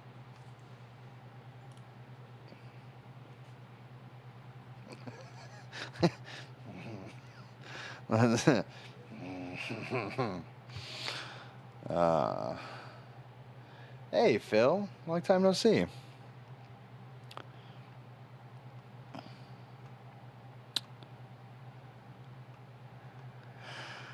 Oh, hell.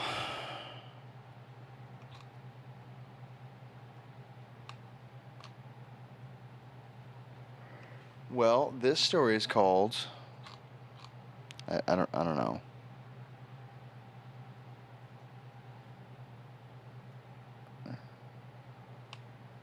It's actually not that good. I mean, I say not that good. It doesn't have a lot of upvotes.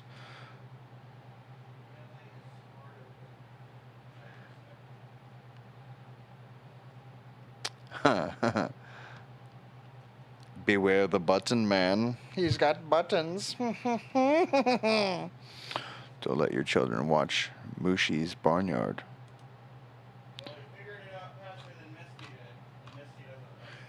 Misty's pretty. Sorry, Misty's the doggy that sleeps in my room. She's my sort of doggy, but she's hard-headed. There she is. Come here. Can I get a high five? No, no high five. Oh, yeah, she's done. Or you might hear doggy panting. Hey, can you shut my door for me? Can you let Adam in when you locked him out? I don't lock him out. It's not me. You're gonna hear. I smell dog, fresh dog. That's good. Yeah. But she wants to be by me. It's okay. Yeah, good baby. Yeah, lay down. It's okay. Oh, fresh dog. Yeah. I gotta stop. Just gonna.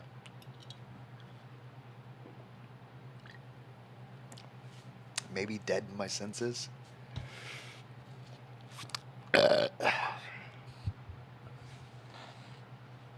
Don't let your children watch Mooshi's Barnyard. That sounds fun. It's not too bad. Marcy found a flash drive under the mattress when she was changing the sheets on Emma's bed. We both did it. We both found it odd. Why was our 5-year-old daughter, who can barely work a laptop, in possession of a flash drive? Why was it seemingly hiding from us?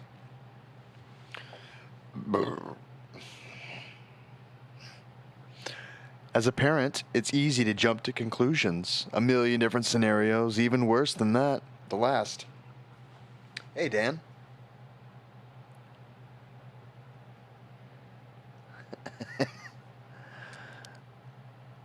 Passed through my head when Marcy told me, and again, judging my look on her face, her mind was running paralleled. Somehow, we both stayed calm. We agreed to check it out after Emma was asleep. We wouldn't even mention the flash drive to her until we'd seen what was on it. That way, we'd know how to approach her. Marcy led Emma upstairs and put her to bed around 9 o'clock that night. When she came back down 20 minutes later, I had already plunged the drive into the back of the TV in the living room. She sat down next to me on the couch and we were navigated to the correct input. There was only one folder titled Mooshi's Barnyard on the drive. We clicked on the folder and found 4 video files pop up. The thumbnail pictures for each showed a cow and hand puppet on a set of what looked like a farm. Each was set between 20 and 24 minutes long. We turned on the first episode and watched a few minutes. The cow puppet Mooshi talked about the alphabet and colors and other subjects that were perfectly common for a children's show. Marcy and I both sighed in relief. It's just a TV show, Marcy said. Thank God, I replied. I wonder why Emma was hiding it. Maybe she got it from Clary's brother, Clary Wilson, and was Emma's best friend. She lived a few blocks down the road, and her parents and older brother Jason. From what I understand, Jason was a bit of a deadbeat. He's almost 30 and spends every waking second in the Wilsons' basement playing video games, smoking weed, and drinking with his buddies. That sounds kind of awesome. Sorry. What do you mean? I said, starting to get worried again. Marcy chuckled. Not in a bad way, hun. Claire's probably been watching this, Mooshi's Barnyard, on TV and telling Emma how good it is. And since we didn't have cable anymore.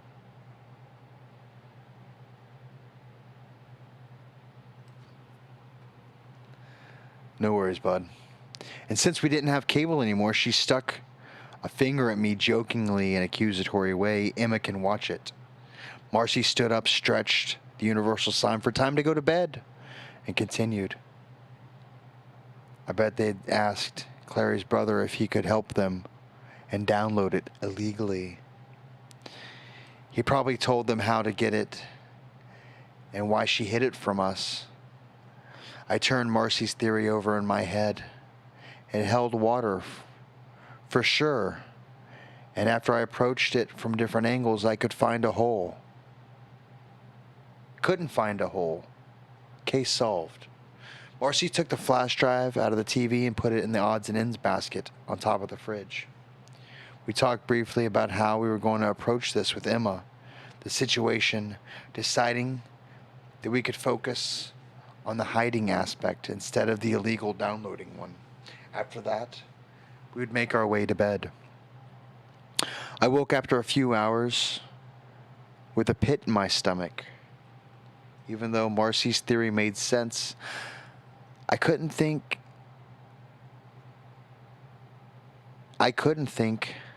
of a more logical one. Something didn't feel right. I grabbed my phone and beside my table, Googled Mooshi's Barnyard. No results. The pit of my stomach grew deeper. I decided not to wake Marcy up.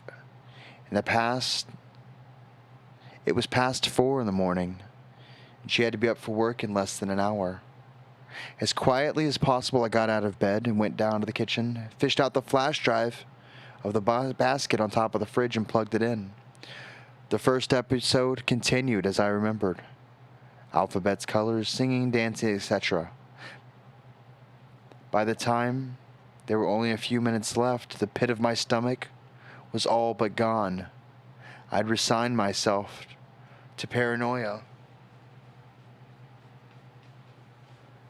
But then it got weird. Time for my favorite part of the show, Mushi sang in a high-pitched voice. It's time to play Let's Help Annie. A woman appeared on the left side of the screen. Her hands were bound so tightly with rope that I could see red marks on either side. The rope trailed away from her wrists and continued off screen.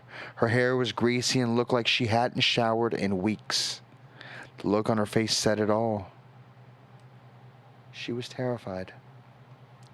I turned down the volume on the television and moved closer. This woman, Annie, just the sight of her was not normal for a children's show. The way she looked around in itself gave Emma nightmares. This is Annie, boys and girls, Mushi said. Annie's in trouble, and it's up to you to help her. The farmers caught her stealing some corn, and they say the only way they'll let her go is if you help her with a few things. Annie sniffled a bit, and I saw the rope tighten briefly on her wrist, causing her to flinch. What the farmer wants you to do, Mushi continued, is to help them with their mouse problem. Mushi pulled out a gallon-sized plastic bag and laid it on the bench in front of him. All you need to do is catch a mouse. I like to use cheese or peanut butter. Put it in a plastic bag just like this one and seal it as tight as you can. If enough of you boys and girls do that, then Annie will be just fine. I looked at the TV in awe. What was this? Why were they making children kill mice? And who the fuck was Annie? I'll see you in the next episode, boys and girls, Mushi sang, and a little tune played in the background. The video ended, and after that I watched the last 5 minutes of each other episode, fast-forwarding until Annie came into the picture. In each episode, she looked skinnier and dirtier. Cuts and bruises appeared on her forearms and shoulders. By episode 3, there was limping. In each episode, when Mushi introduced Let's Help Annie bit, he explained that not enough kids had done what the farmer had asked. It was the boys' and girls' fault that Annie looked worse in each episode. In each episode, the farmer's demands got more worrisome. In episode 2, Mushi tells the kids to run away the next time they go to a store with their parents. The next episode, in episode 3, he asks them to go out late at night after their parents are in bed and walk around a bit. Both worrisome for sure. But episode 4 is the one that sent me flying up the stairs to wake up Marcy. It's a wonder that she understood anything that came from my mouth. I was panicked, and it all came out like water from a busted fire hydrant. She rubbed my back to calm me down, but I could see panic was starting to strike her too. Together we went into Emma's room and woke her up. We found the computer stick under your mattress, sweetie. We want to know, where did you get it? Marcy asked. Clary gave it to me, Emma responded, still rubbing sleep from her eyes. Where did she get it? I don't know, Mommy. Have you watched it? Has Clary watched it? I tried to, but Annie's too scary. I didn't kill any mice, Mommy, I swear. Emma's eyes began to glisten with tears. Am I in trouble? Absolutely not, sweetie. But I need you to tell me, has Clary watched it? Emma nodded. She said she watched almost all of them. She was going to watch the last show tonight. Marcy's head began to turn towards me. But I was at the top of the stairs before we made eye contact. Within a few seconds, I was out the front door and sprinting down the street towards Clary's parents' house. When I got there, I noticed that the front door was cracked open. Not much. Only about a width of a broom handle, but enough to confirm my fear. I didn't have a weapon on me, and I couldn't find anything in the yard. I'd even forgot my phone at the coffee table. I sprinted back to my house to call the police. I knew it was too late. The police confirmed it shortly after. In the last episode of Mooshy's Barnyard, Mooshy says, "Good job, kids, you helped Annie. The farmers have decided to let her go. Thanks to all your hard work. All you need to do is, after your parents go to bed, of course, call the number in the bottom of the screen, say your address, and unlock the front door. The farmer will drop her off at your house, and she'll be safe and sound."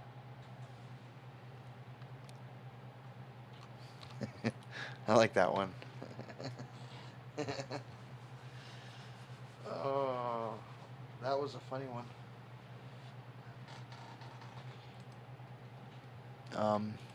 This is the link if any of y'all are. And that's why we don't have nice things.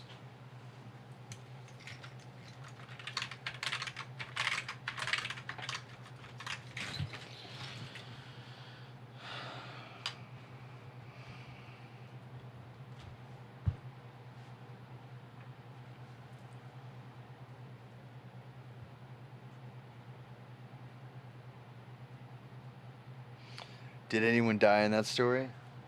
I don't know. Probably. And if not, they soon will.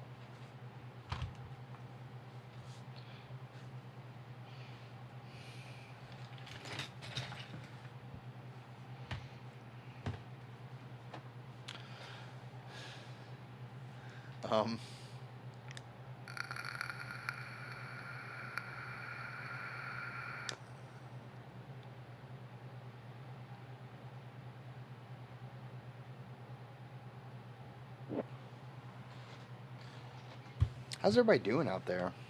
Yeah?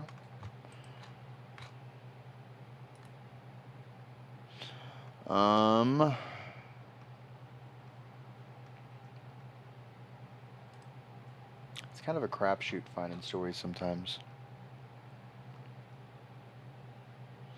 You need to take up vaping. Why are you a smoker? I'm only vaping because I ran out of cigarettes.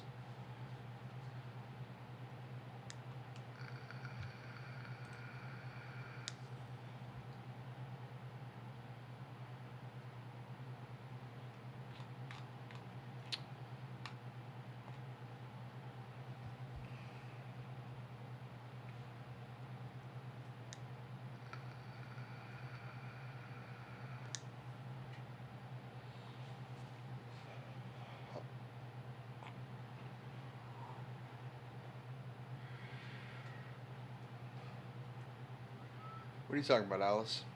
I got another story. It's a rules one, because people seem to like the rules ones. But vaping seems popular. Yeah. I mean, don't do it because it's popular. I do it as a nicotine delivery. I did not see the link, Alice.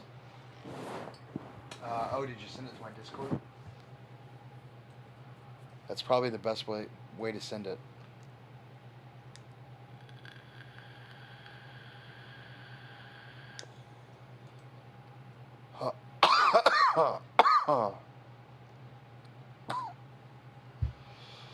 I cannot. Send it to the Discord.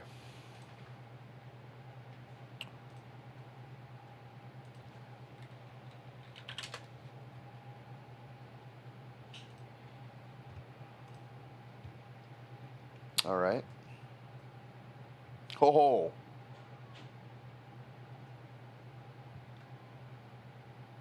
It's got 16 chapters.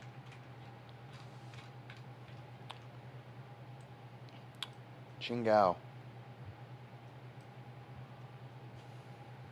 I can see it now.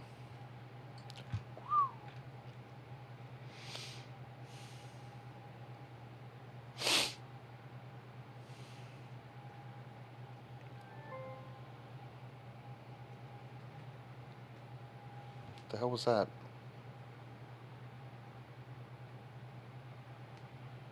My Alexa, maybe? I don't know. That was weird.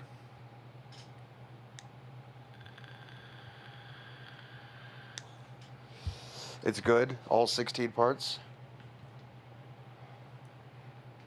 What are y'all laughing at? I don't know.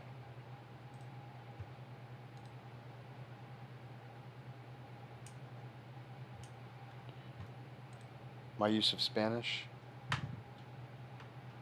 Read it till mouth bleeds. That was me posting up some drawings.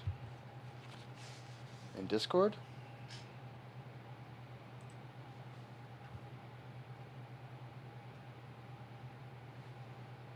Well,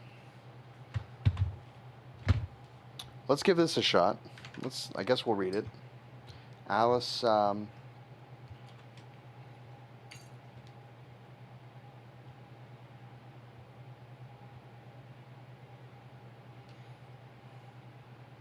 on Patreon.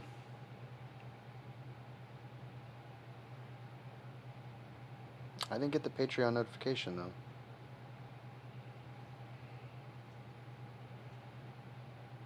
Oh, look at that. Wolf Brothers.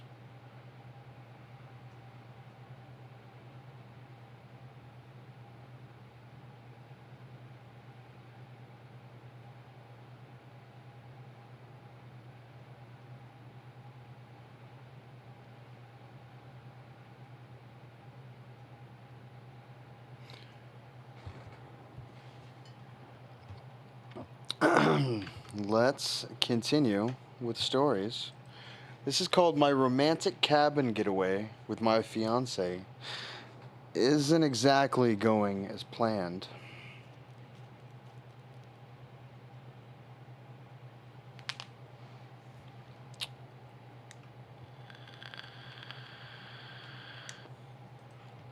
Let's do this. My fiance and I. Oh, here's the link if you guys are interested.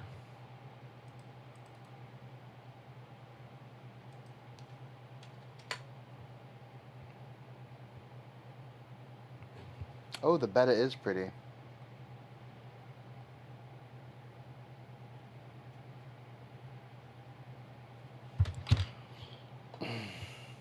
I'm good. Thanks for asking. We're just reading some stories. Dang man, oh hell.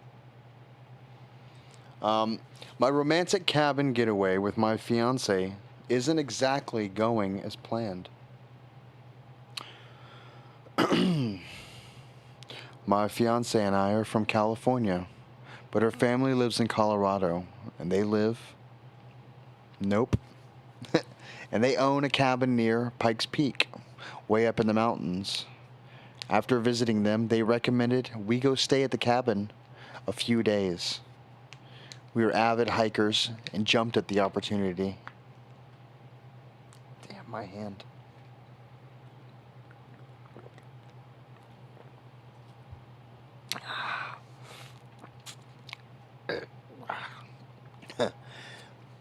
Colorado is very rich in Native American folk legend. Virtually every place you go used to belong to the indigenous community. And a few of them who remain keep the traditions and stories alive. Pikes Peak is no different. There are enough stories and gift shops to give anybody the sense that the land itself is alive. I don't know how, if this has anything to do with what's happening, but maybe someone here is from Colorado and can help us connect the dots. Faye and I are currently at the cabin. It's day 4. We were planning on leaving today. but things have gotten very strange around here, and it looks like we're going to be here for a while longer. We have enough food for a winter, and the heaters in stellar order. But the Wi-Fi is terrible at best, and there is virtually no cell reception. We feel isolated. We will try to respond to comments, but the internet dips out for hours at a time here. Good job, GRB. The first weird thing that happened was the snow. There was no snow in the forecast, so we packed light. But on first night here, just our luck, a blizzard pounded the whole area. My little Corolla is basically a brick of ice outside, and there's no way I'm going to make it the 6-mile drive down the mountain to the town. I blame myself for trusting Colorado in the spring. After a day, Thursday, of lovely hiking and sightseeing, some really unsettling stuff started happening. When we returned to the cabin just before dusk, we found an enormous dream catcher dangling from a tree about a dozen yards from the back door. This wasn't the kind you're imagining, the kind you buy from a novelty shop. This thing was made from twigs and twine. It was about 3 feet in diameter, absolutely humongous.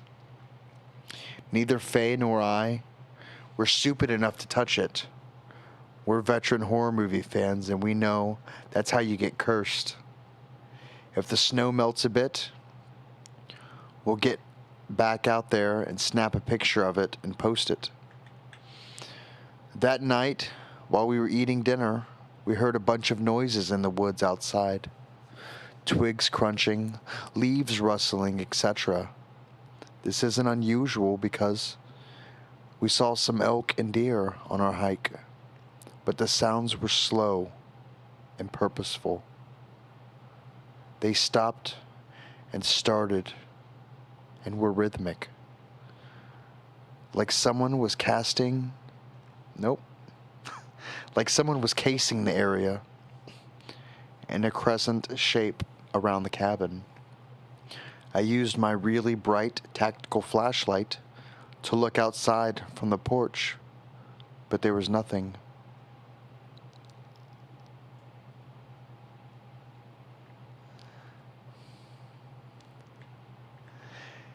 We stayed in all day on Friday and just cuddled, hung around, played some of our board games we brought and some of Super Nintendo games we had in the cabin.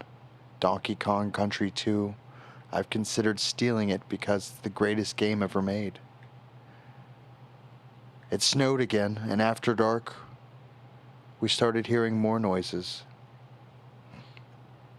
Around 1 a.m., Faye woke up to tell me that she was hearing a voice outside. I strained to listen, and I thought I could make out the sound of a man crying very far away. But his voice was drowned out by the wind, so I wasn't absolutely certain of what I heard. We went back to sleep, but again around 4:45 a.m., we heard him more distinctly and closer. He sounded like he was calling for help, but he would dip into other languages that I've never heard before. We called the ranger station at the bottom of the hill using my cell phone, and they told us they'd get up there to check it out. We never saw them, and I doubt they ever came.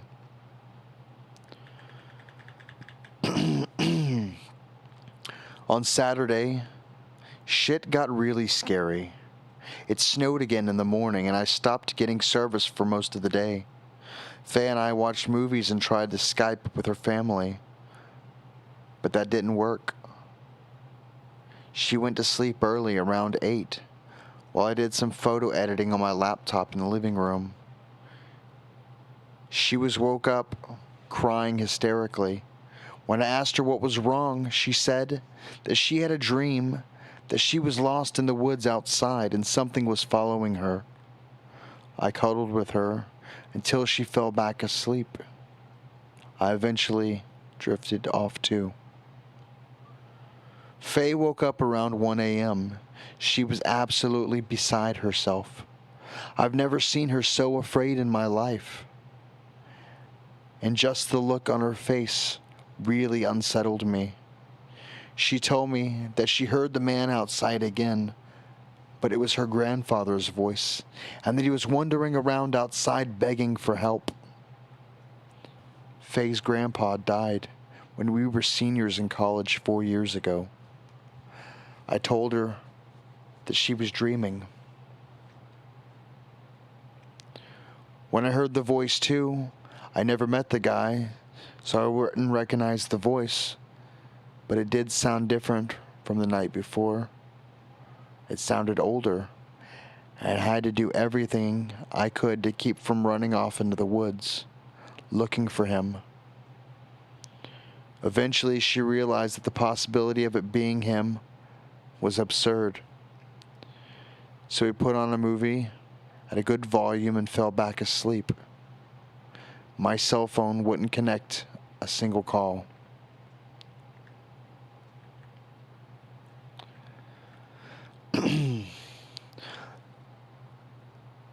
What happened last night, Sunday, was the thing that has sent me over the edge. Essentially, the same thing happened around 1 a.m., at which point I was still awake, almost expecting the noise to happen.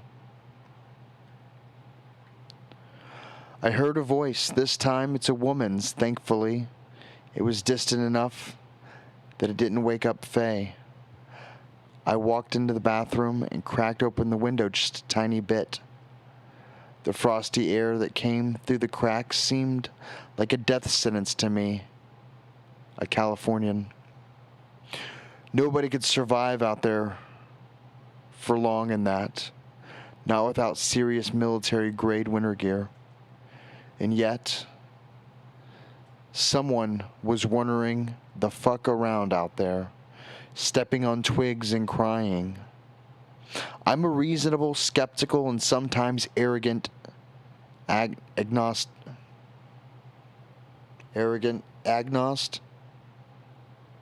Whatever. But I'm telling you, the voice sounded exactly like my mother's. My mother's alive and well, living in Southern California, so my brain instantly cramped at the sound of her voice out there in the Rocky Mountains. I would know my mother's voice anywhere. I think we all would, and I'm telling you, I'm about 90% sure it was hers, which is way more sure than not sure to scare the shit out of me. I grabbed my light and went outside with a blanket wrapped around me, my hiking boots on. I circled the entire cabin and looked around. There was snow pushed out of a very big, meandering pattern and snaked in and out of the tree line, like someone was drunkenly shuffling around. Maybe they were injured. The path went right into the bathroom, right up to the bathroom window, and back into the woods. Each time the voice called out, I shouted, "Mom," or "Who's there?" or "Who are you?" Each time the voice receded further into the woods. I'm pretty certain it was trying to coax me deeper and deeper into the forest away from the cabin. I'm still alive because I'm not an idiot. I'm not going to die like some dumbass in a bad horror movie. I went back inside, and made sure we were locked down tight. Since I can't call the ranger station, I'm posting this instead. I will keep you updated.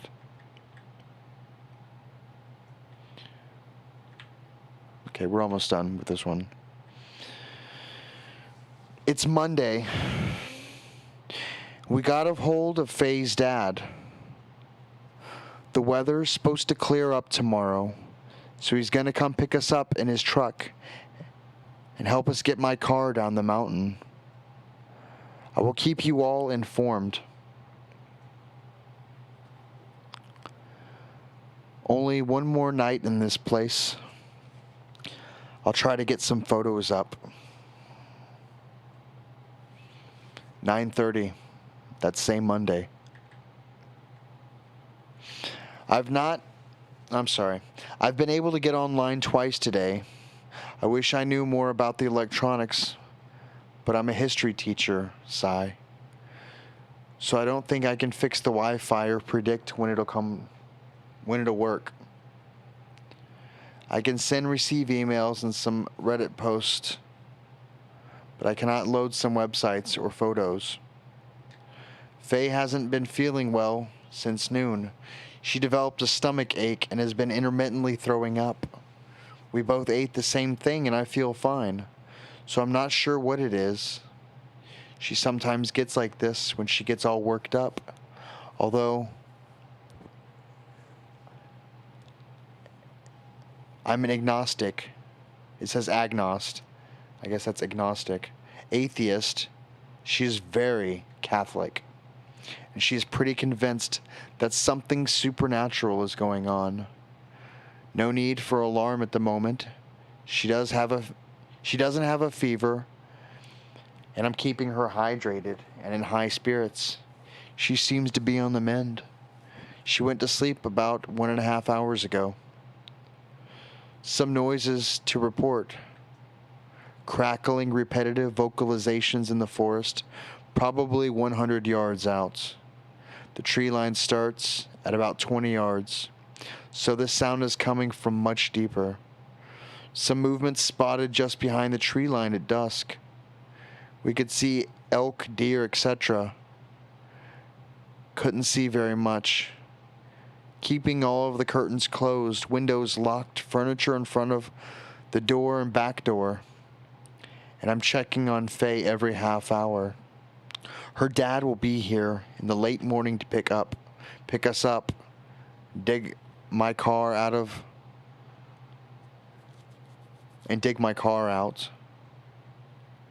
Another person is near us and pointed out that I'm an idiot for not double checking the weather. They are correct. I'll promise to keep every update as a new post tomorrow.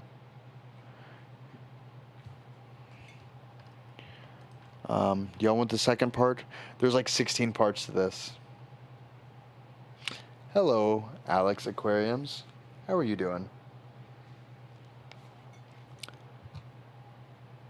GRB's given a great synopsis of the story.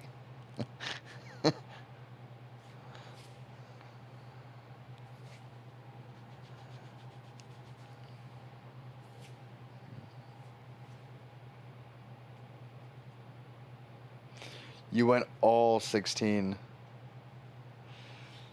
Okay. Well, we'll see how far we get.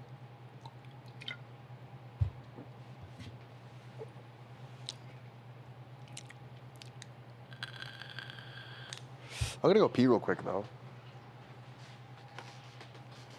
Be right back. You feeling better now? You're all worked up? Shit. Oops.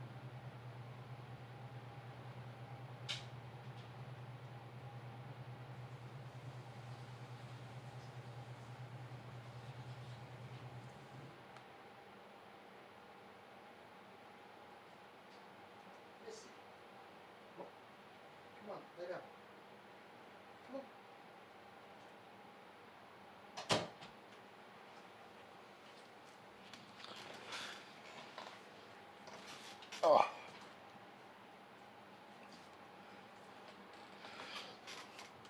There we go.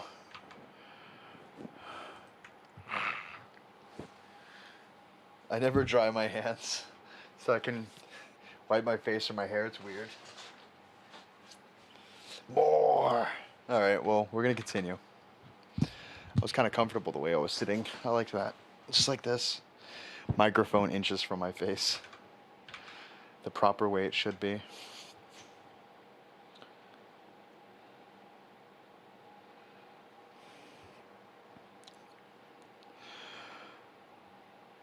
Well, here's part 2.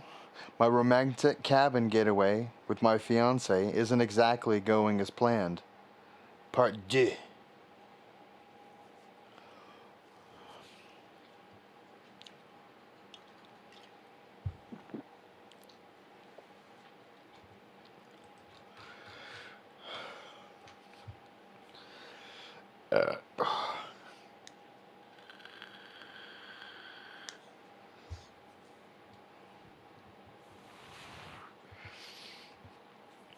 I'm sorry for the delay, everyone.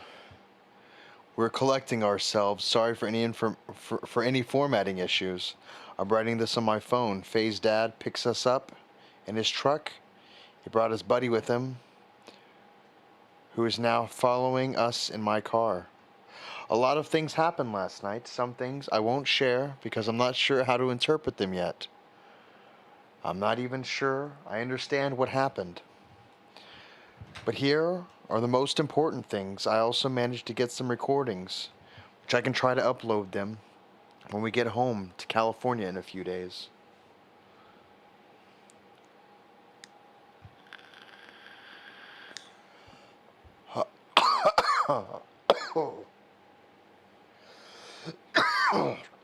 Hell, I don't cough when I smoke.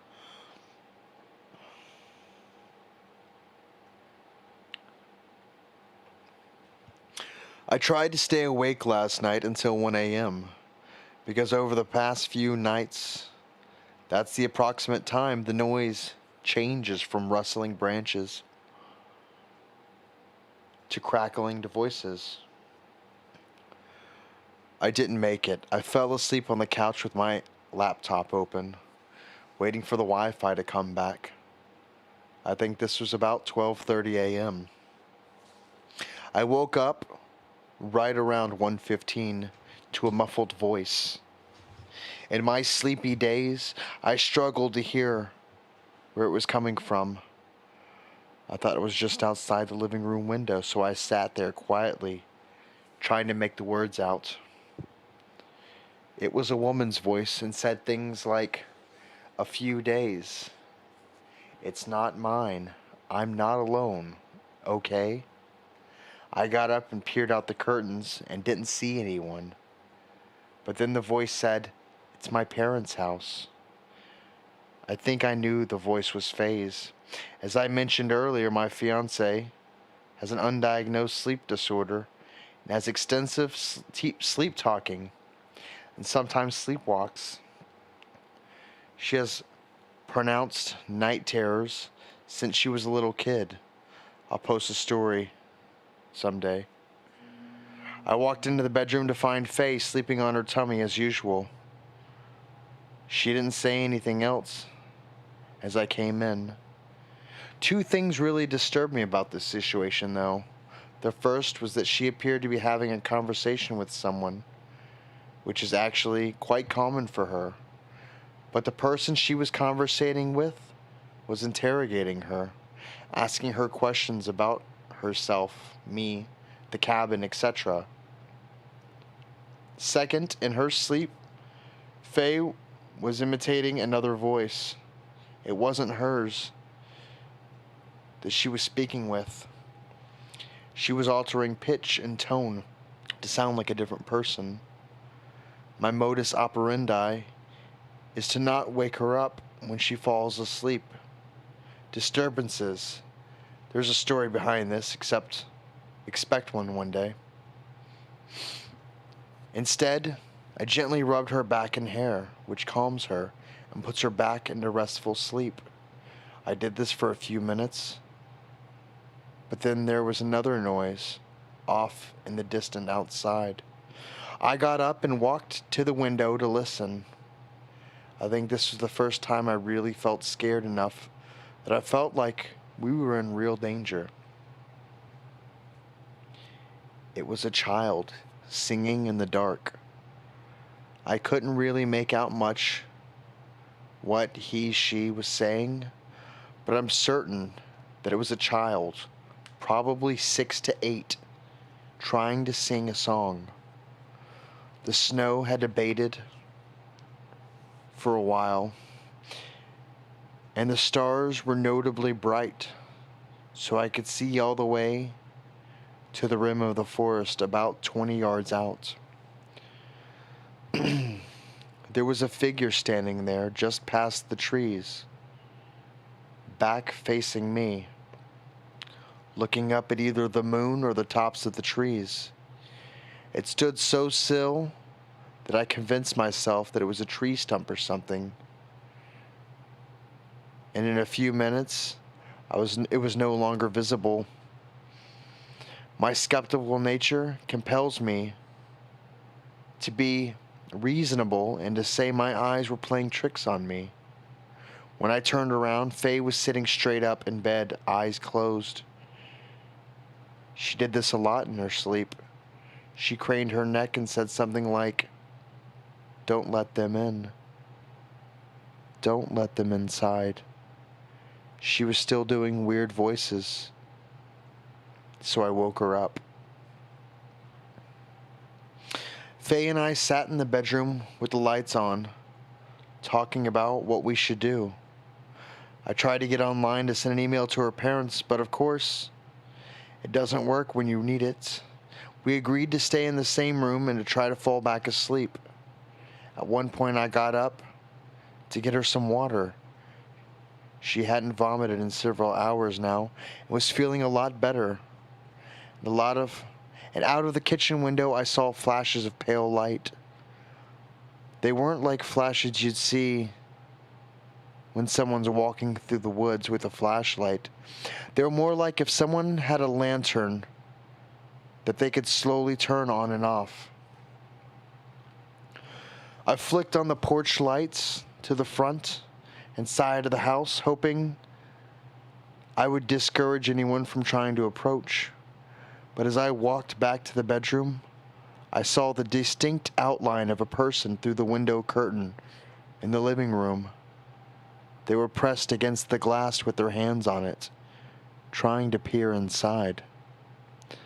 I could clearly see their silhouette.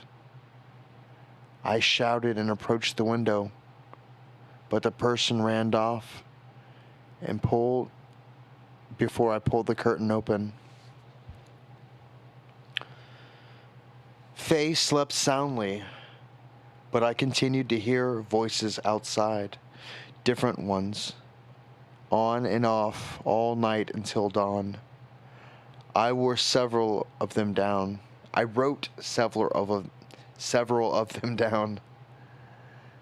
couldn't sleep, so I camped out in the living room. I kept the bedroom door open so I could hear Faye if she starts talking again. The voices would go away for hours and then start back up again.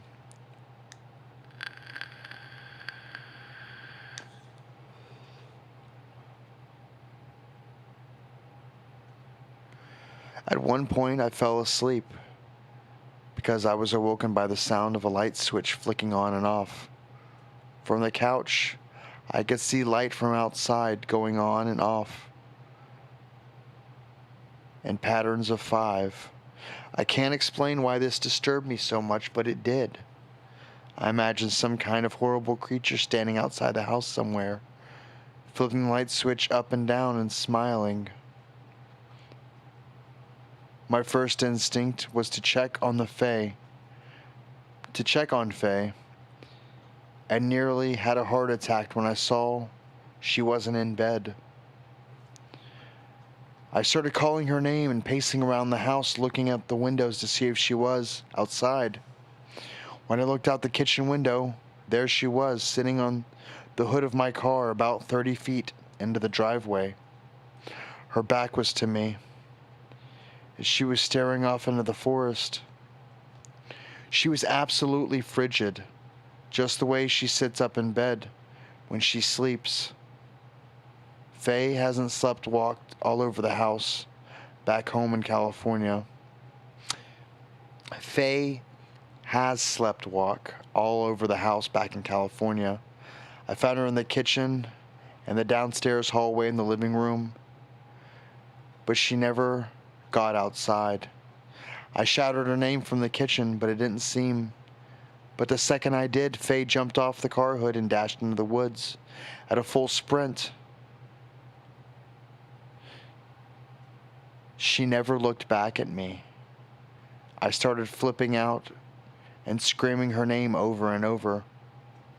I scrambled to grab my boots and go after her, but the second I pulled the front door open, Faye called out my name from behind. She was standing in the hall, looking confused, asking me what was wrong. Apparently, she had been in the bathroom. My masculine crusade, I'd forgotten to check there. I looked at the car and into the forest, and honestly, the first thought that came to my mind, you clever motherfucker. Needless to say, we stayed up the remaining few hours until dawn, intermittently writing down the voices we heard, which faded away and became less frequent with the passage of time.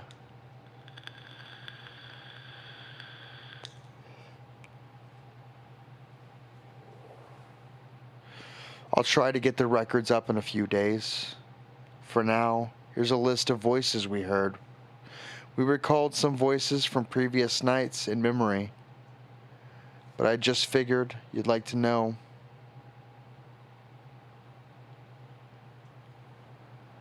What was being said throughout the duration of this lovely cabin experience. I'll return to Colorado, but fuck Pikes Peak. The question mark, which I'll see, indicates the words were very unclear. So I'm gonna read these. A man's voice, vaguely familiar, but I couldn't put a face on it. Over past several nights. Hello? Oh God, look at it. Look. Hello?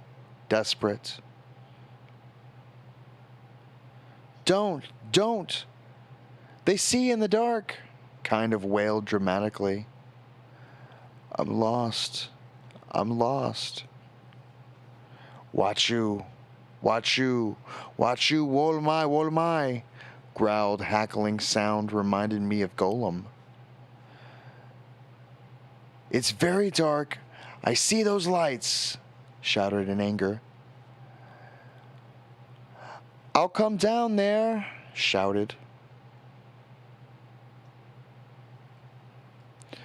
Don't smile, I see you. Could have been Goat Smile.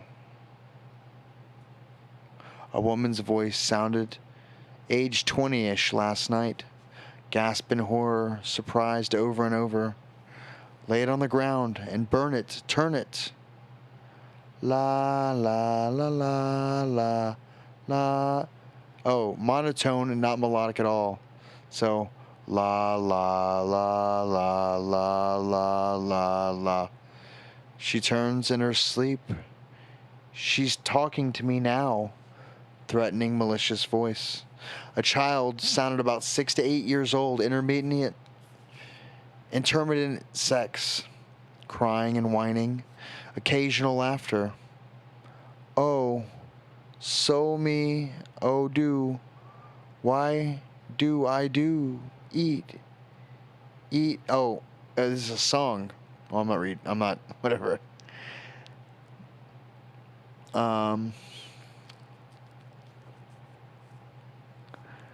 When do we go inside?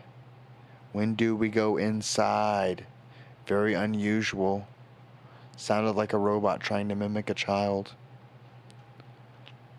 So that's some of the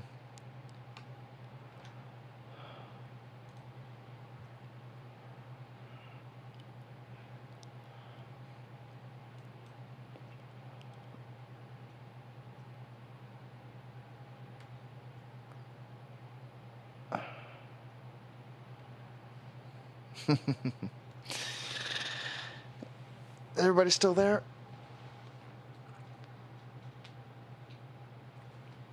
I think I'll read one more and then call it quits for now. And then probably on tomorrow we'll read some more. You need to stop making noises. I'm reading creepy stories over here. Go lay down. Damn dog trying to scare the shit out of me. Come here. You know I loves you. You know I loves you. You're a good girl. High five. Almost.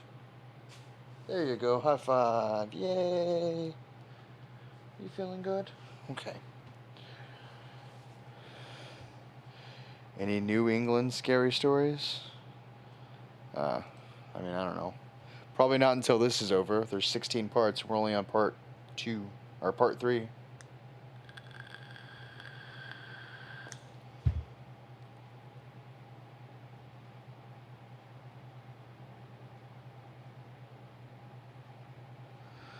All right.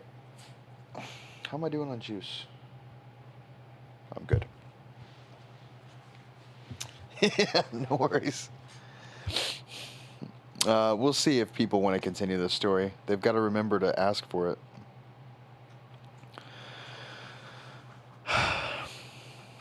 My romantic cabin getaway and my fiance isn't exactly going as planned. Part 3. So that night we sat down with Faye's mom, Laura, in her bedroom while her dad was watching the news downstairs. Her mom was so upset at the stories we told her. I mean, she was visibly disturbed to the point of being in tears. She kept apologizing to Faye and hugging her. Laura told us that they had purchased the cabin from their good friend Jennifer, I think, who moved to Nevada about 20 years ago, and that Jennifer and her husband had complained about all sorts of weird experiences while they were there. Her husband Tom, like myself, was fond of hiking and exploring the woods and collecting tons of arrowheads and other neat trinkets he had found on his travels around Pikes Peak. But Jennifer started having dreams about Tom being dragged off into the woods from their bedroom. She had all kinds of horrific nightmares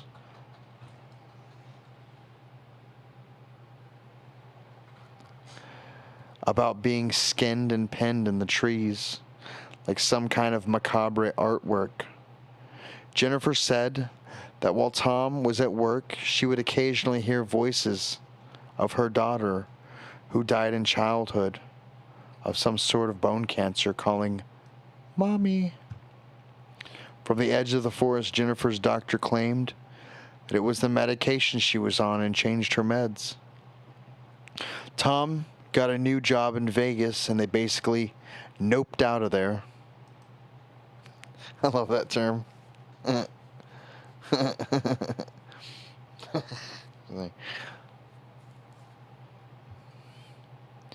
On a lighter note, Tom hanged himself in the garage 2 years after they moved.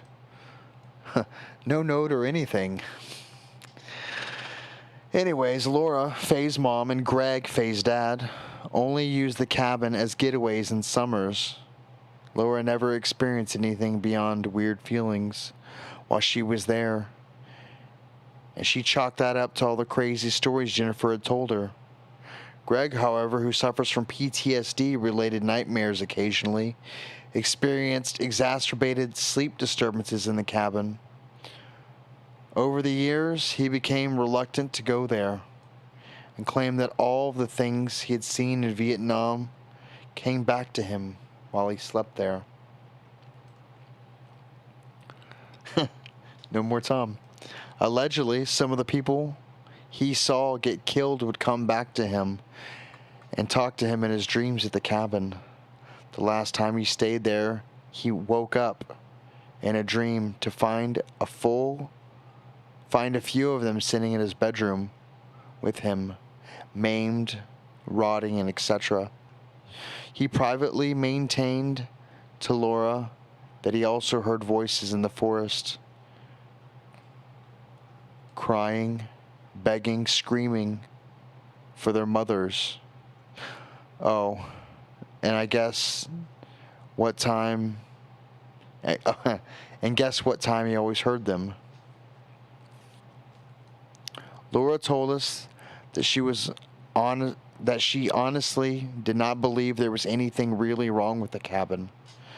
Faye was extremely pissed with her and let her have it. They kind of ended our visit on a bad note. Later that night, I was up reading and Faye was sleeping next to me. She always falls asleep before me. That girl could fall asleep in a pile of rocks. She started mumbling in her sleep, so I listened carefully. There were a few things I heard her say.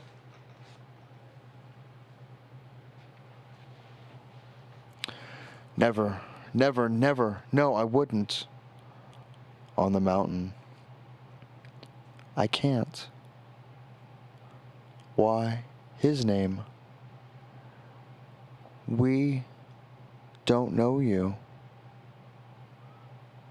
No, it's Felix. That's my name. About 2 hours later, she woke up by my nudging her in sleep, saying, "Tell the man in the hall to leave." This set me over the edge, so I got to the bathroom and got some water. I didn't find anything strange. Had a very hard time falling asleep, though. This morning, we heard back from the guy who went up to the cabin to check for gas leaks and carbon monoxide at the behest of a few scrupulous Redditors. The guy mentioned that radon is a really big problem in some of these old places in the mountains. He's some kind of super badass handyman with all kinds of equipment. So we wrangled up one of the peak rangers, and they went up to the place together. Apparently, there were tracks all around the house, a dozen pairs of them, like a large group of people had been wandering around looking in the windows. All the windows and doors were sealed the way we left them. When they got inside, some stuff was moved around. The silverware drawer was emptied into the kitchen floor and turned upside down. The power was completely dead. The weirdest thing was that there was water all over the bed and on the floor. But our guy checked for leaks on the ceiling and the bathroom and pipes. Nothing. Nothing had been stolen from the house, not even food. Some of the old clothes in the bedroom closet were strewn on the ground, but nothing stolen. Like maybe someone was trying them on, smelling them. The ranger said that there were legends about the mountains, something about things that sort of act like people, but they come out of old-fashioned minds. Greg's friend couldn't remember the name the ranger gave them in the Native American language. I asked Greg to ask the ranger about the sounds I heard, specifically, Wachu, Wachu, Wolmai, Wolmai. And he said it's a widely recognizable chant and that he doesn't know what it means. Anyone here have any idea? No radon, No carbon monoxide and no gas. The place is all electric. And checked for mold and said unlikely there would be all the way up there. He did say it was possible that some kind of electrical problem, and that this can sometimes cause people to feel unsettled, maybe have hallucinations. He had some kind of Geiger counter or a gadget that detects issues like this, but it was broken when he tried to use it.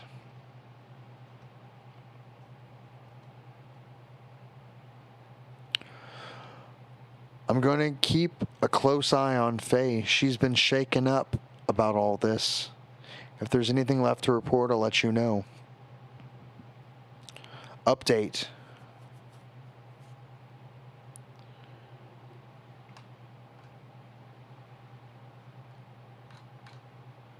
This is an old story. I didn't know that. Update. We have begun hearing voices outside of our home. Faye is really upset and feels I might have exacerbated these strange circumstances by giving them widespread exposure online. I'm going to go dark for a few days and see if that helps. Don't worry about us.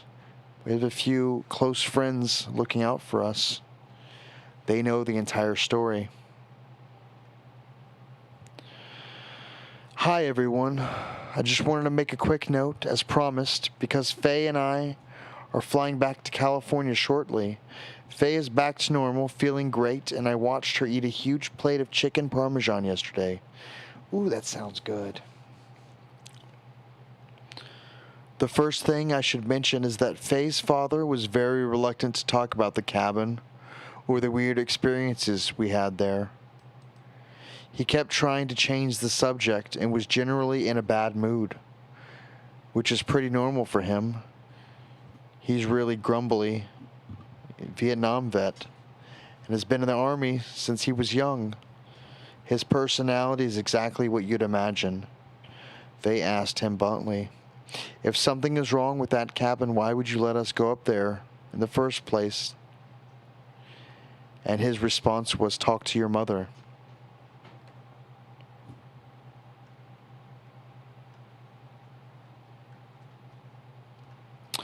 Well,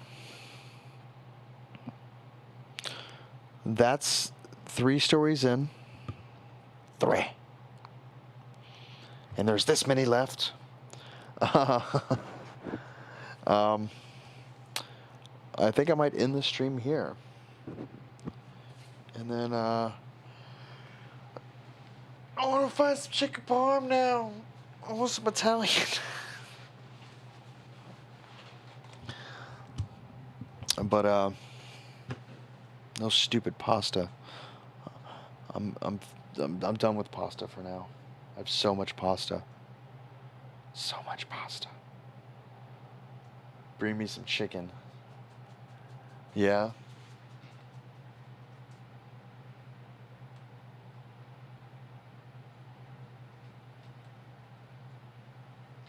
Poor itchy baby. Poor itchy doggy. Okay, promise to finish it. Yeah, if y'all come back and y'all request it, I will save it.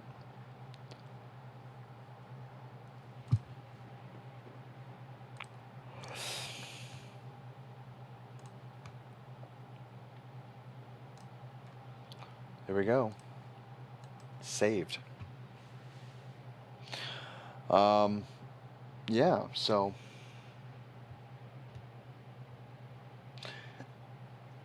hey Jessica. That's exactly what I was gonna ask you about. Oh, that's too funny.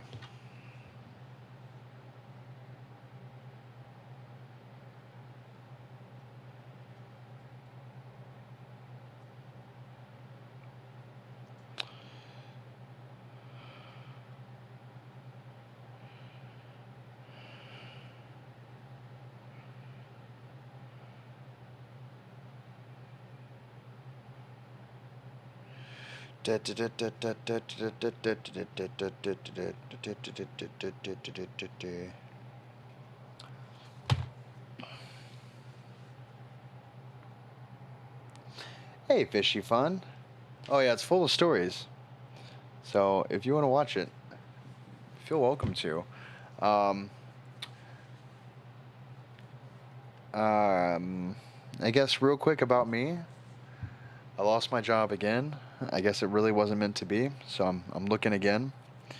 But never fear. Tonight, Pam is streaming with Miss Priscilla, so y'all might want to check that out. If I don't go out tonight, which I might go out tonight. I had plans with my little brother. Um, I will be on that stream, but y'all should definitely be on that stream. We will continue this story when we can. And yeah, probably tomorrow we'll do some more of the story. It's a long weekend, right? So everybody come back for Sunday stories. I don't know what time I'm gonna do them if I do go out tonight. Maybe not Sunday, but maybe Monday. Probably more than likely Monday. But yeah, so I'm gonna order me from some Spazos. I'm gonna give that a shot. You're very welcome, Jessica.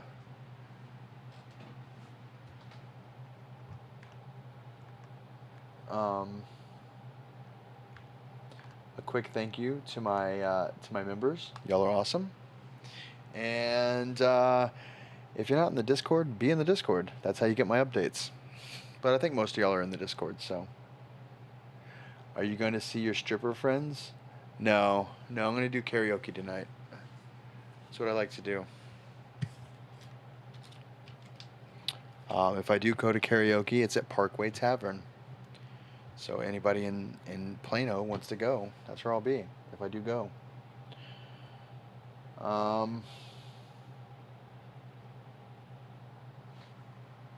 Yeah. Anyways, thank you all for coming. Y'all are awesome. And y'all have a wonderful, wonderful day. I'm going to play music for a while.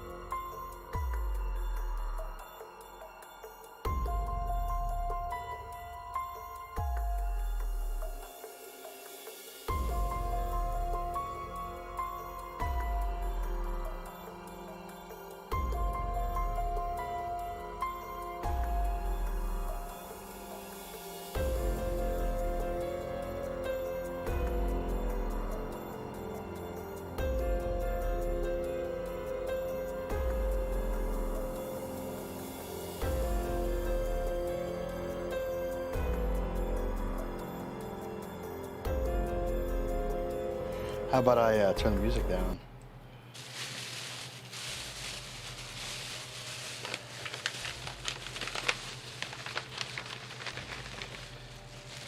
Oh, that's a whole lot of food. I'm excited.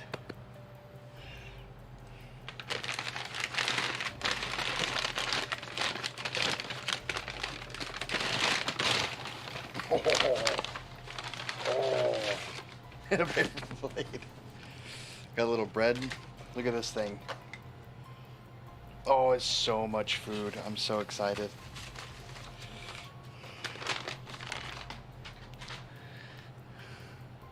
You knew that I'd come back? Well, just because there's like 5 people still here. It's like, you know what? You guys stayed around long enough. Y'all get to watch me eat now? That's weird. Let me go grab my Pepsi. Yeah, and Deary, I didn't see anything in the clubhouse. You might want to post it again. Be right back.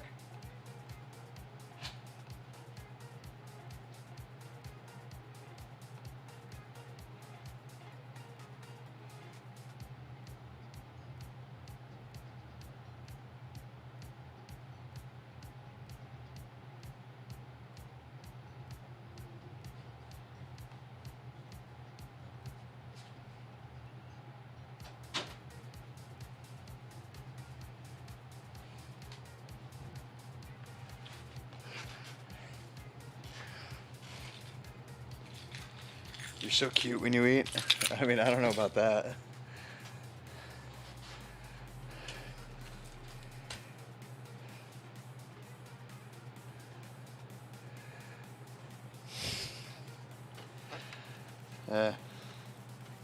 My bed's ready to accept me for sleep at any time.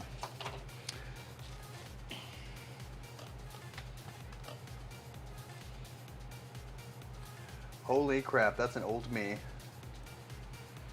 Look at that.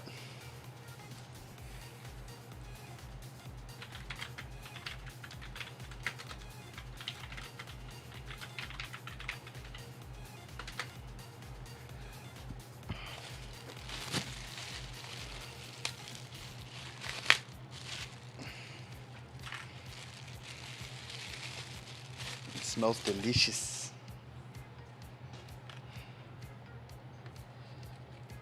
Ooh, it's tender. It's a chickadee chicka.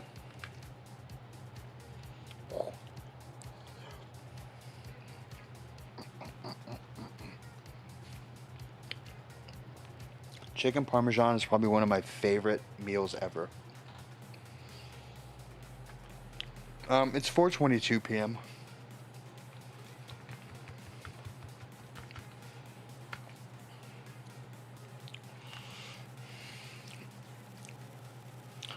Nom nom nom.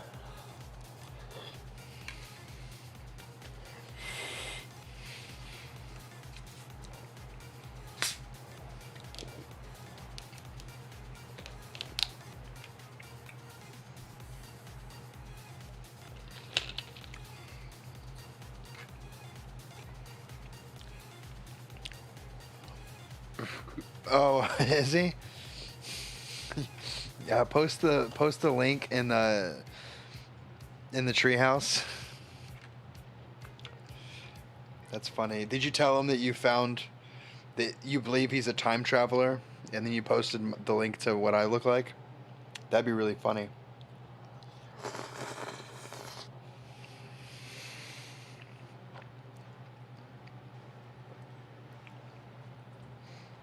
You should start asking him, like, where's your nose ring? How have the years been? I don't like Dr. Pepper. Whoa, I love Dr. Pepper. I don't like Mountain Dew because it tastes like soap to me now. But Dr. Pepper's good. I'm a Pepsi man through and through, though. I love me some Pepsi. My dirty pond water.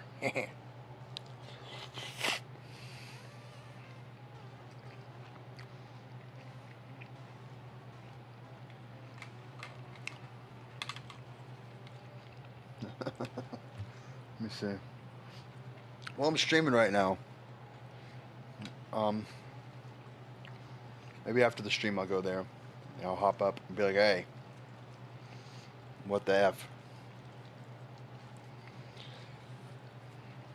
You don't have them over there? You never tasted them? I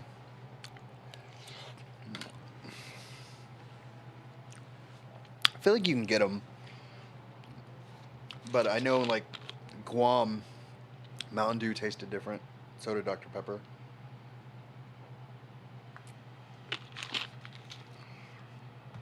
You're just gonna have to come to America.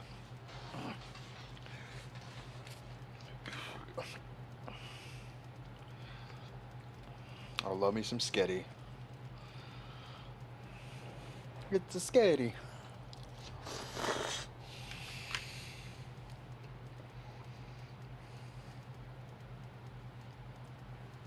Hair. My hair.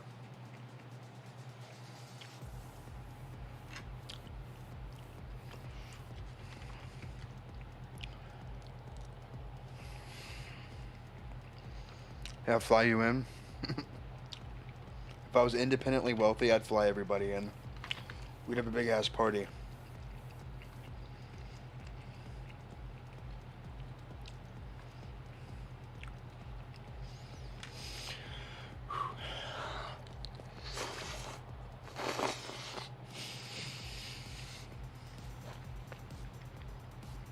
Hey, Angel. Gummy worms for dessert. That's right. I haven't had gummy worms in so long.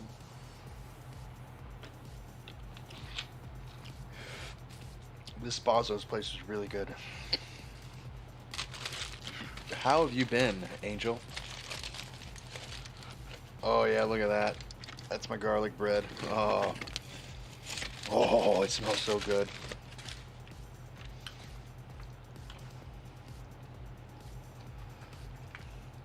Cheesy, Parmesan-y goodness here.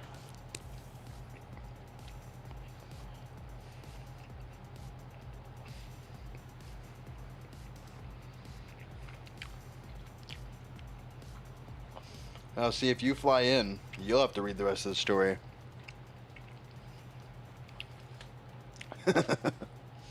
Or I guess I would have to. It's fine. It's whatever.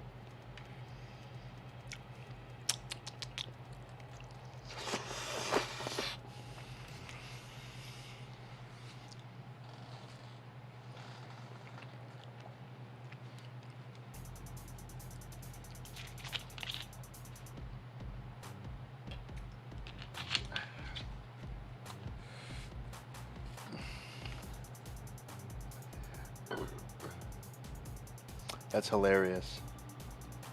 That guy's face.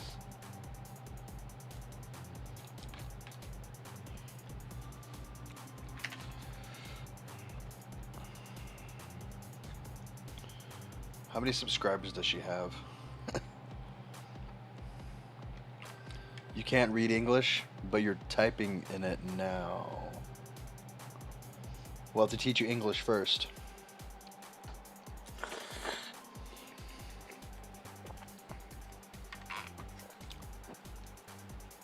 Angel, can you read English?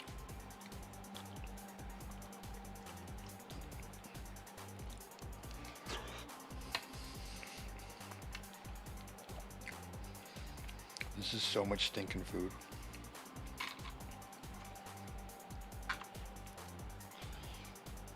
We had more people when I had music going. Jeez. What's that say about you? About me? Jeez.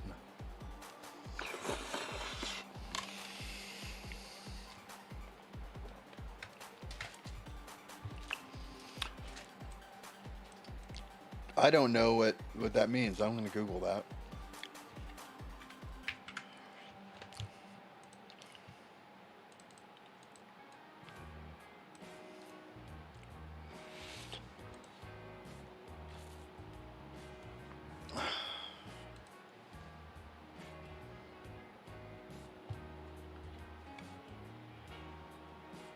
Oh, I think I know what you're talking about. With like a curly hat that goes like, um,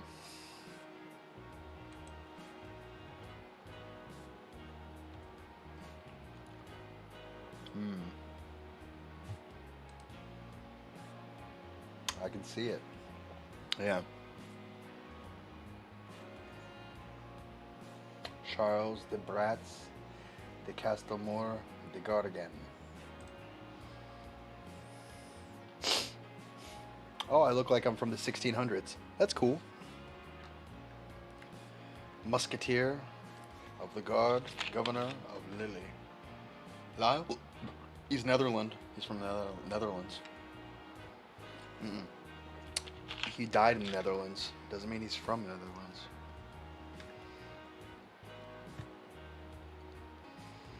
Oh, here's the Three Musketeers.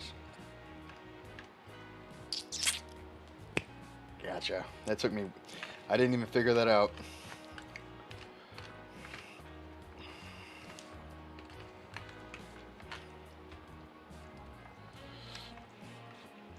Yeah, it's been forever since I've seen you, Angel. I know I haven't really streamed a whole bunch. But... even when I do...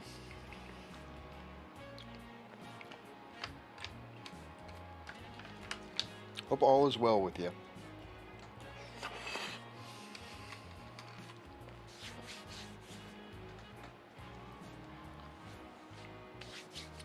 Are people wearing face masks in y'all's countries?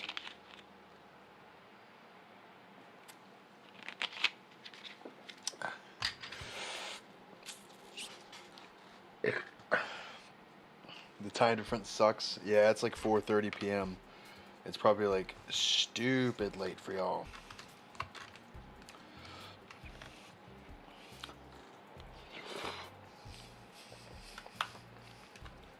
Alright, I got it. Just switch to American times. Forget the sun up and sun down.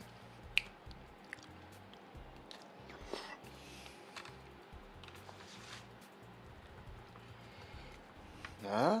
Huh? That's a terrible idea. People think you're a vampire or something. Y'all don't wear face masks? I got face masks all over the freaking place. Here and here and... oh, all over the place. My car's got like 3 or 4.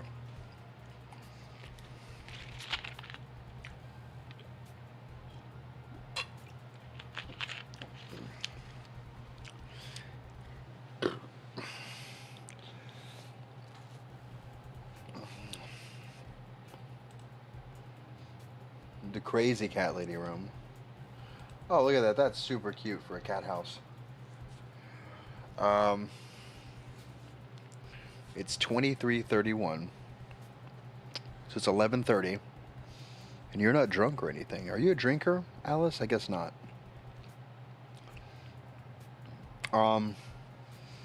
In Austria, you have to wear a mask pretty much everywhere.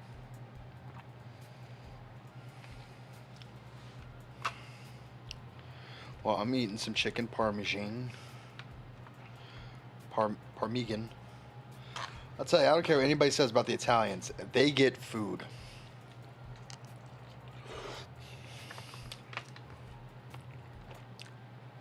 Just mwah.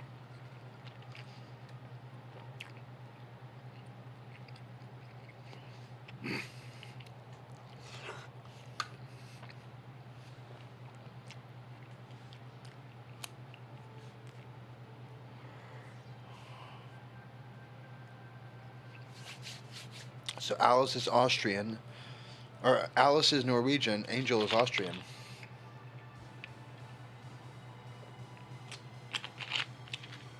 Oh, you don't have people to party with? I'm sorry to hear that. So everybody needs to come to Texas and party with Chappy. Yeah! He ate and ate until he exploded. I'm gonna finish this food. It's damn good food.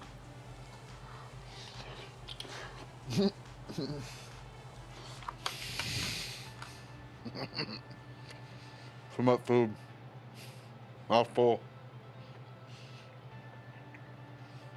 Excuse me.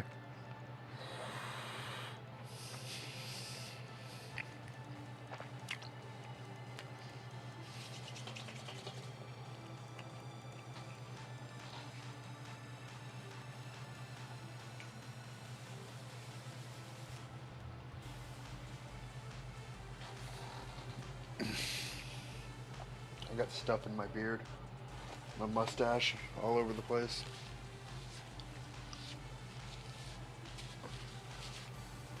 There we go.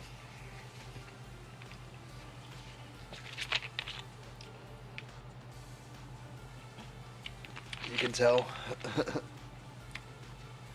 So what? Ooh, excuse me. What Norwegian dish would you have me try that's not like crazy? You know, like I'm a meat eater, so like cow and pig, but nothing like super crazy. You know what I mean? Like I like fish too, but not like the Swedish people like fish, cause they eat. You know what I mean? I don't know any Norway food, Norwegian food.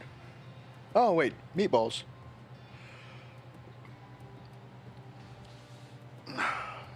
It's IKEA is Norwegian, right?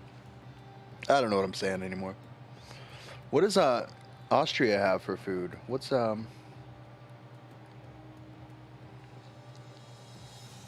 haven't had my birthday recently. Lamb. Oh, I love me some lamb. Lamb is delicious. I haven't had my birthday recently. I've not. That was in February. So it'll be a few more months until I do. We have ew food as well. Oh, do you? Are you a fan of the ew food? What American would call an ew food, you know? Like I realize that countries consider our deep fried foods ew. Schnitzel and Apfelstrudel.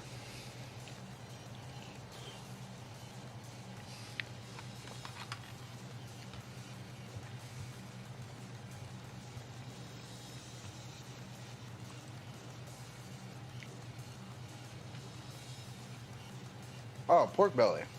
Yeah, pork belly's good.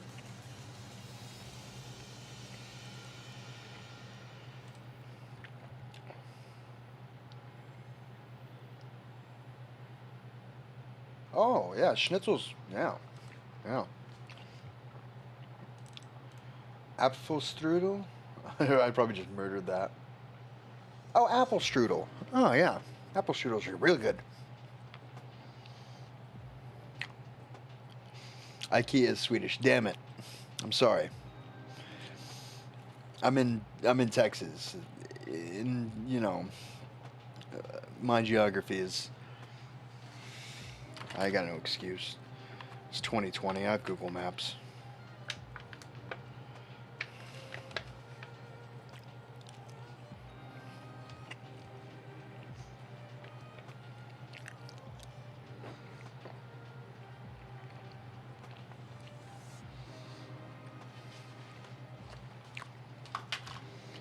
Yeah, I'm down with pork belly.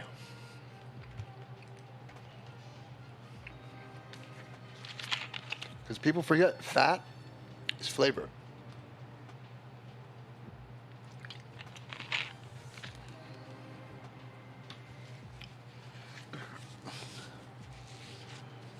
What is it? Mexicans make pork skins. Just chunks of skin. Oh, it's so good. It's so greasy though. It's like chewy, but oh, just full of flavor. Am I making any of you hungry for gross, disgusting sounding foods? I apologize.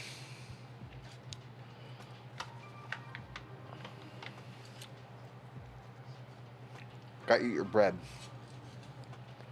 That explains my weight. You call me fat?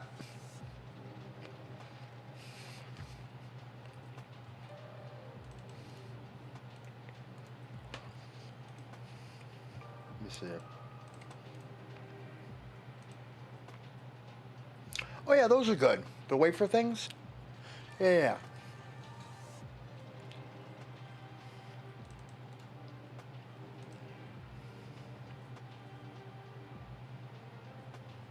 Lamb ribs. Yeah, who doesn't like lamb ribs? Vegetarians and vegans. I understand that as I said it.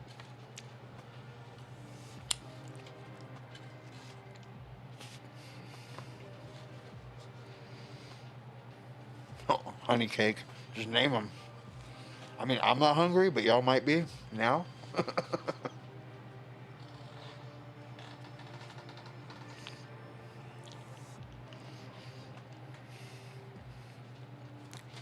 Lamb. Yeah, we talked about lamb. I think Yandiri did. Yeah, she did.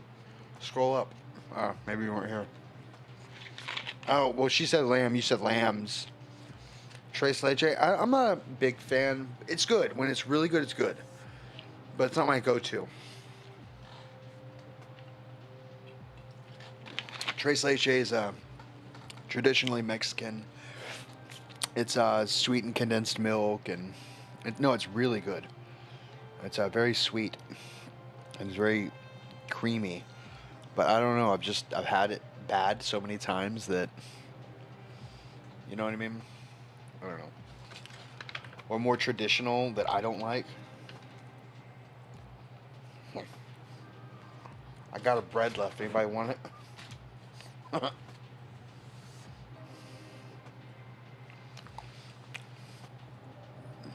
Oh, Prevolution. He stopped in a few times, but really he doesn't come around much anymore.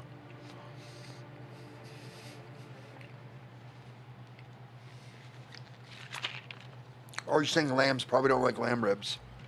I mean, they're dumb. They might.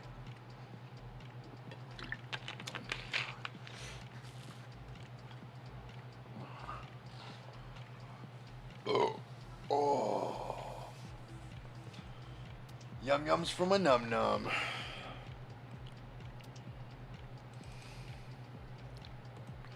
Yeah, I'm not a big salty fan. Kaintar there would probably love it. Kaintar loves his salt. Oh, I looked that up already. It's salty. I mean, I don't know. I'd have to try it.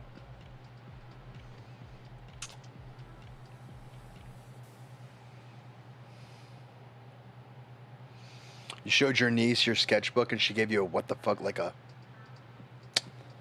You love salty stuff.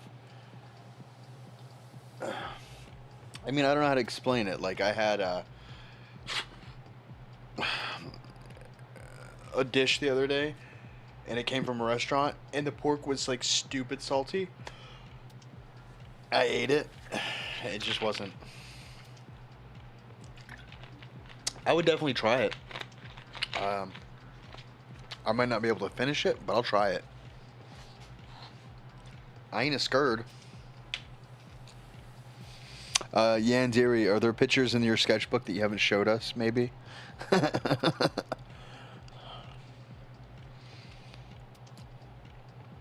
Chicken Parmesan. Whew, the Italians get it right. Oh.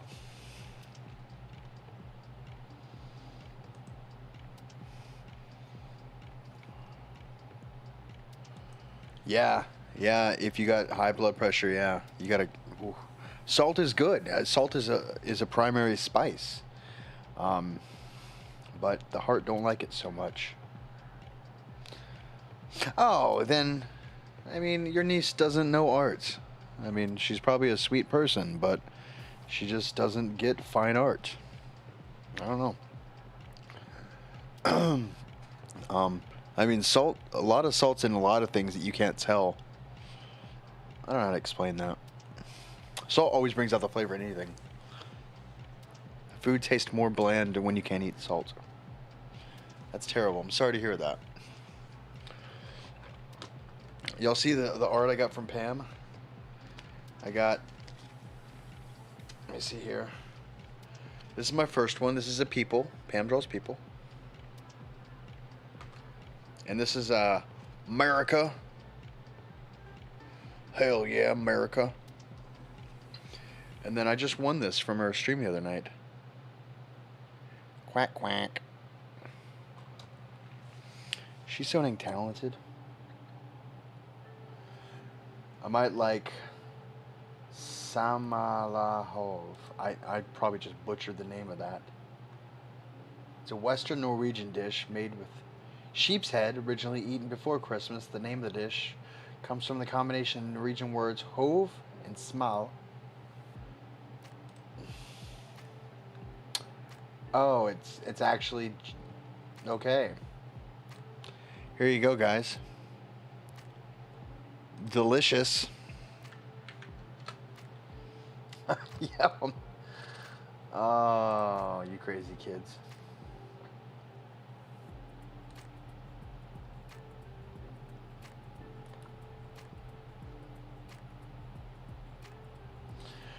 It's considered by most people to be unappealing or even repulsive. It's enjoyed mostly by enthusiasts and often served to tourists because of its status as an extreme food. Tourists often seek it out as a thrill. Voss, Norway, particularly has benefited from tourists wishing to try it, not only as a nostalgic and authentic rural dish, but as challenging culinary trophy appeal to thrill-seeking consumers. Yeah, that's...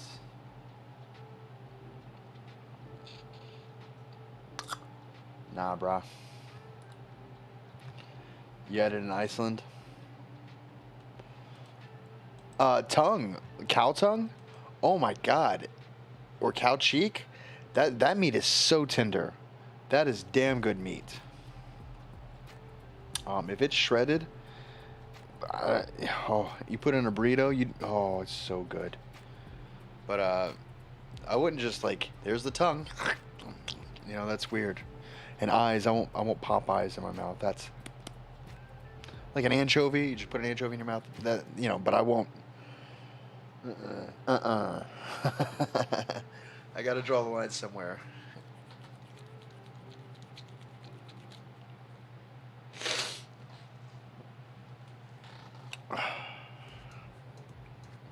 My nose itches. Ooh, excuse me.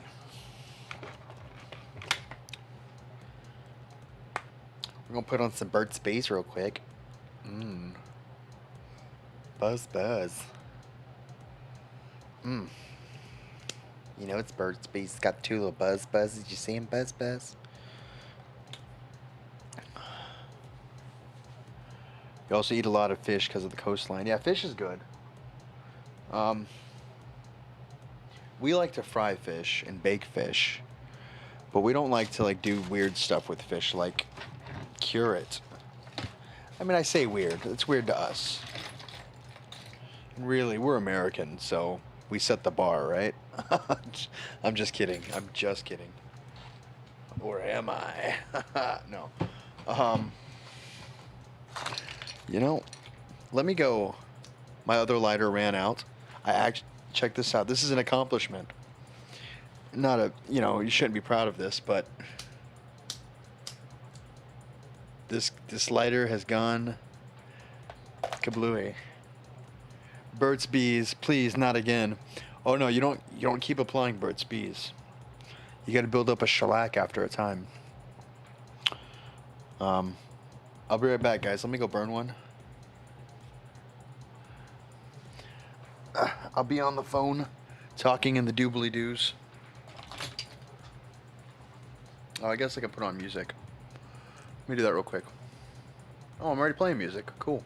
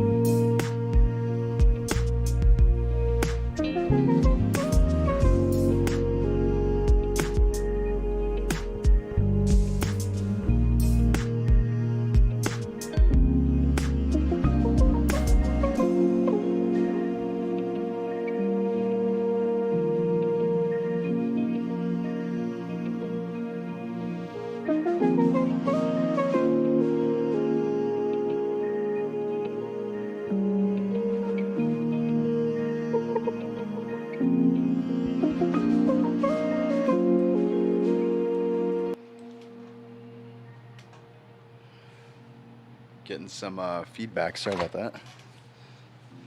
Nom noms. All right, go lay down. No more. No more. No more. Go. Good girl.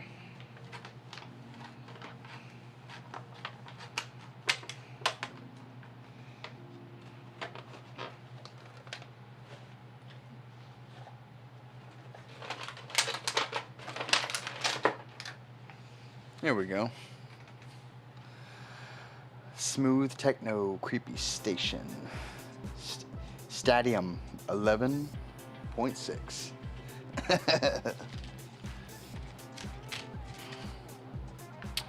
I probably will end the stream soon.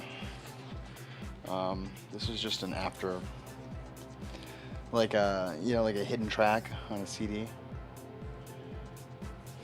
Music changed? Yeah, it does. I'm so full now. Yeah, tacos, Julie. Tacos are good. I'm not a big like Taco Tuesday, you know. I every now and then I'll take a taco. In the morning, what people call breakfast burritos, we call them tacos. Breakfast tacos, I'll do that. A flour tortilla. Love me a good flour tortilla breakfast taco. Hear that before?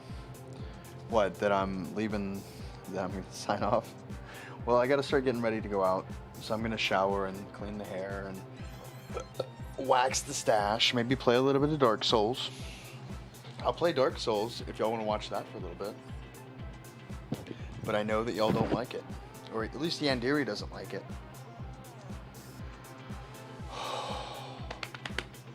I need to text my little brother and tell him I'm going out tonight. I'm going to meet my little brother today. That's Dizzy Dave. Messenger.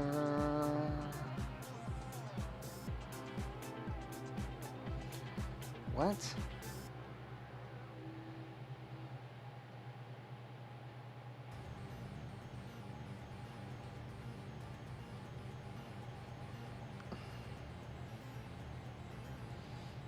All right, let me find it.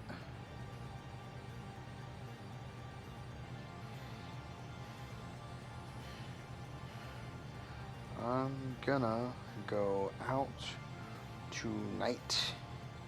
You down? Is he cute as well? I mean, I imagine he looks like me. Let's see if I can find a picture of him.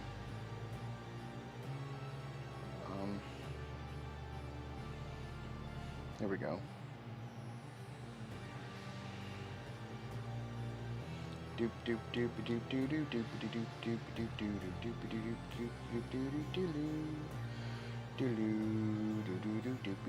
doop doop.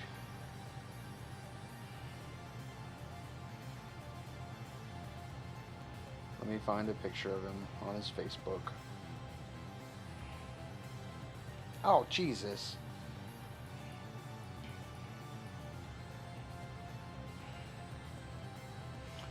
Try this again. Oh, I can just click on the picture, can't I?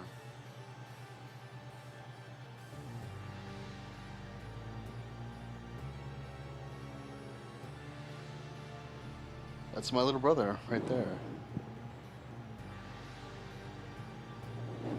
See if I can find a better picture. That was him in his when he was in the military. Oh yeah, autofocus.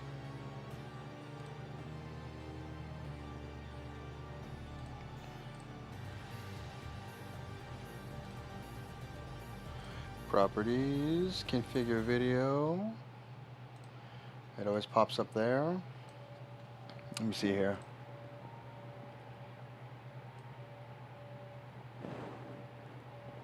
There you go. That's my little brother. I'm gonna be a little bit. That's him and his girl and his baby. Yeah. So.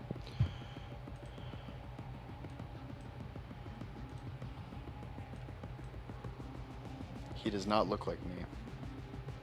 Little parts he does, but yeah, I guess not. I can tell that he's my brother. But, yeah. Anyways, so I'm gonna get out of here.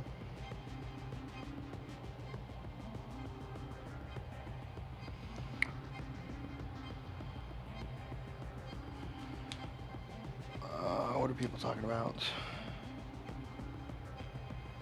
Anyways, you all be wonderful. You know I love you all. Y'all are great people. And I don't know, if I'm feeling all right tomorrow, I'll stream and we'll do a story. But we'll see. If I do a story, it'll be like one or two lines of that story. But I will definitely pick it up on Monday. I do have to find work, so it sucks that I got fired, but whatever. Does anybody want to pay me 50 grand a year to do anything? It's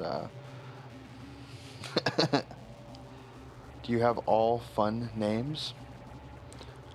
I'm not sure what you mean. All fun names? Oh, Bet, I miss you. Anyways, I will talk to y'all later. I'll talk with y'all later. Talk at you later. And yeah. Let you know before I start. I'll message you. Well, cool. All right, folks. Thank you for coming and hanging out with me. And